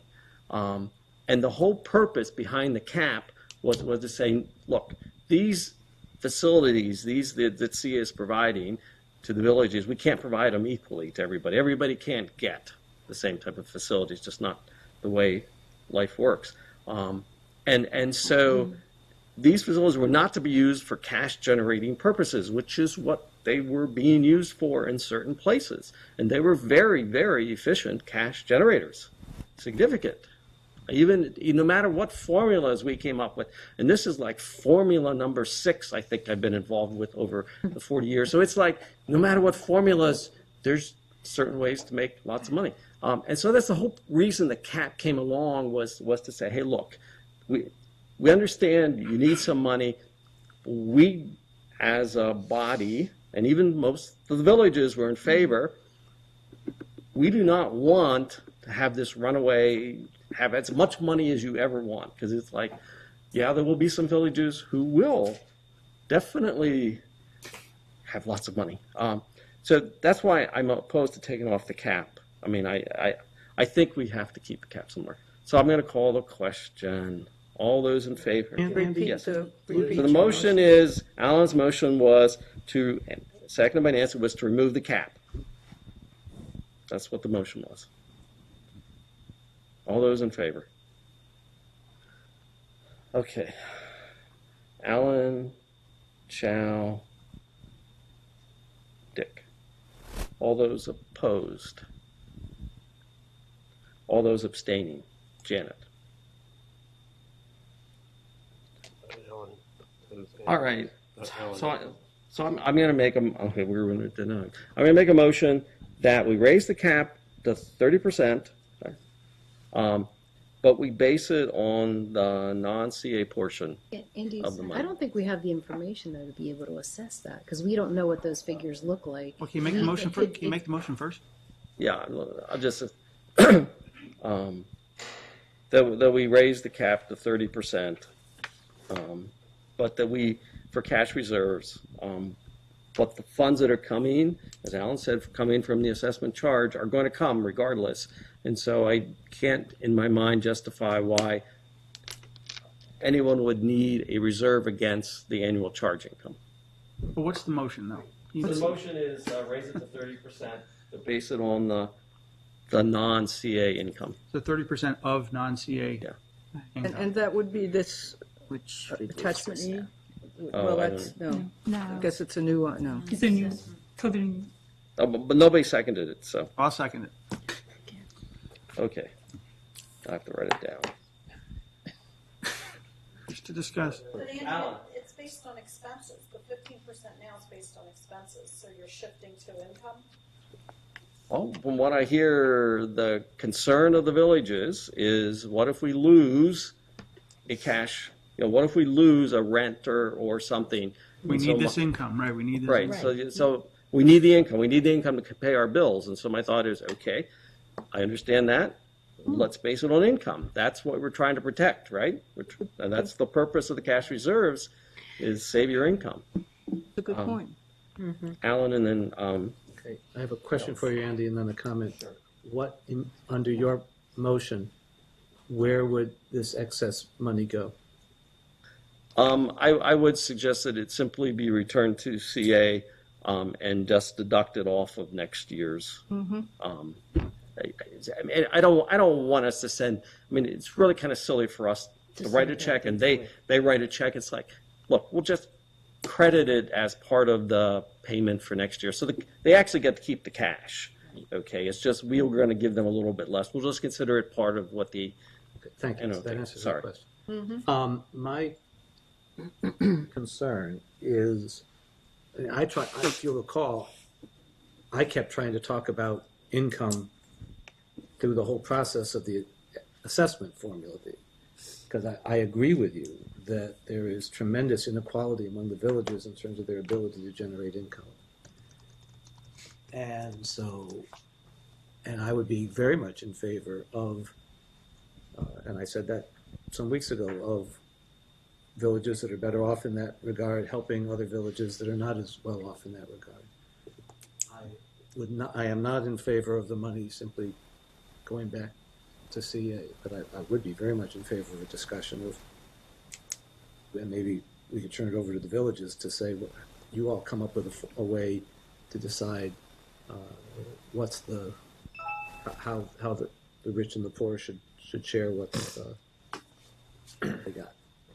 So here's what I suggest. It's 5 minutes to 11. We've solved enough that the staff knows how to build the budget for 19 and 20, because we did the formula and the phase in. So they have the guidance to prepare. We can still take up the issue of the cap at our next meeting in November. That gives us a chance to think, and also it gives us a chance to design some figure out what would 30% of income be. And it's not crucial that we approve that cap right now, as long as we understand that we will address the cap in our November meeting and make a decision. Make sense? And a couple of I think there are a couple of other issues here too, but it's getting really late. Yeah. You want to vote on that? No, I'm just going to. But somebody seconded, right? He wants to table it. I'm going to table it to the next meeting. Are there any, can I ask something though, just in anticipation of that, are there any other proposals that board members have that staff could get some figures on? Yeah, I was interested in a higher cap. Okay. I still agree that there should be a cap, but for us, it's not about worrying about losing rental income, though. I think it's just a matter of good fiscal practices in terms of having that ability, because things ebb and flow, expenses ebb and flow, and having that cash reserve enables us to ensure that no matter how things come in or go out, we can still cover expenses day to day. And I think that's the bigger issue with the reserve, not worrying about a rental income necessarily, although that would certainly be another example of what could happen. But that's only part of absorbing sort of the cost of doing business and the way that, sometimes payments have to go out when other payments haven't yet come in. And so it allows for that flexibility. And I mean, as a personal budget approach, I do that myself. I have money sitting in a savings account because sometimes I need to pull it out. And I think the same applies to the villages. So, I'd like to see what the figures are for the income. I'm not opposed to that necessarily, but I want to make sure that our village has, and all villages have, the flexibility to be able to have that cushion if they need it at a certain time.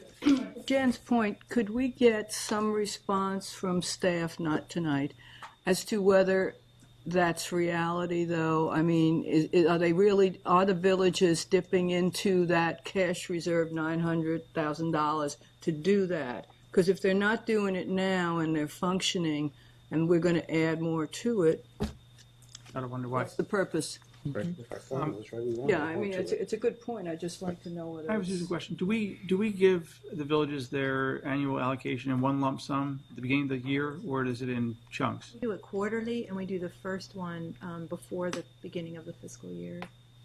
So it's well in advance. Quarterly. Quarterly, correct. Weren't we going to change that? No.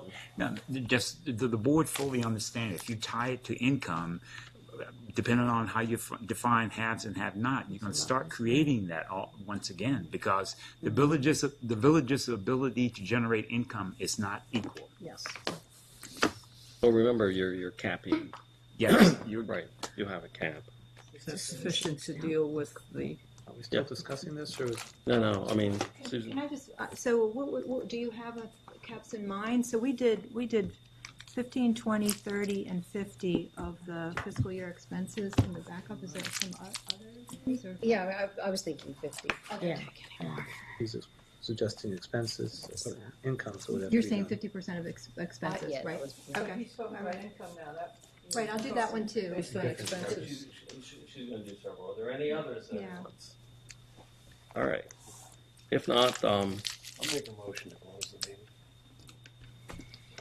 hearing no objection, we're adjourned. Good.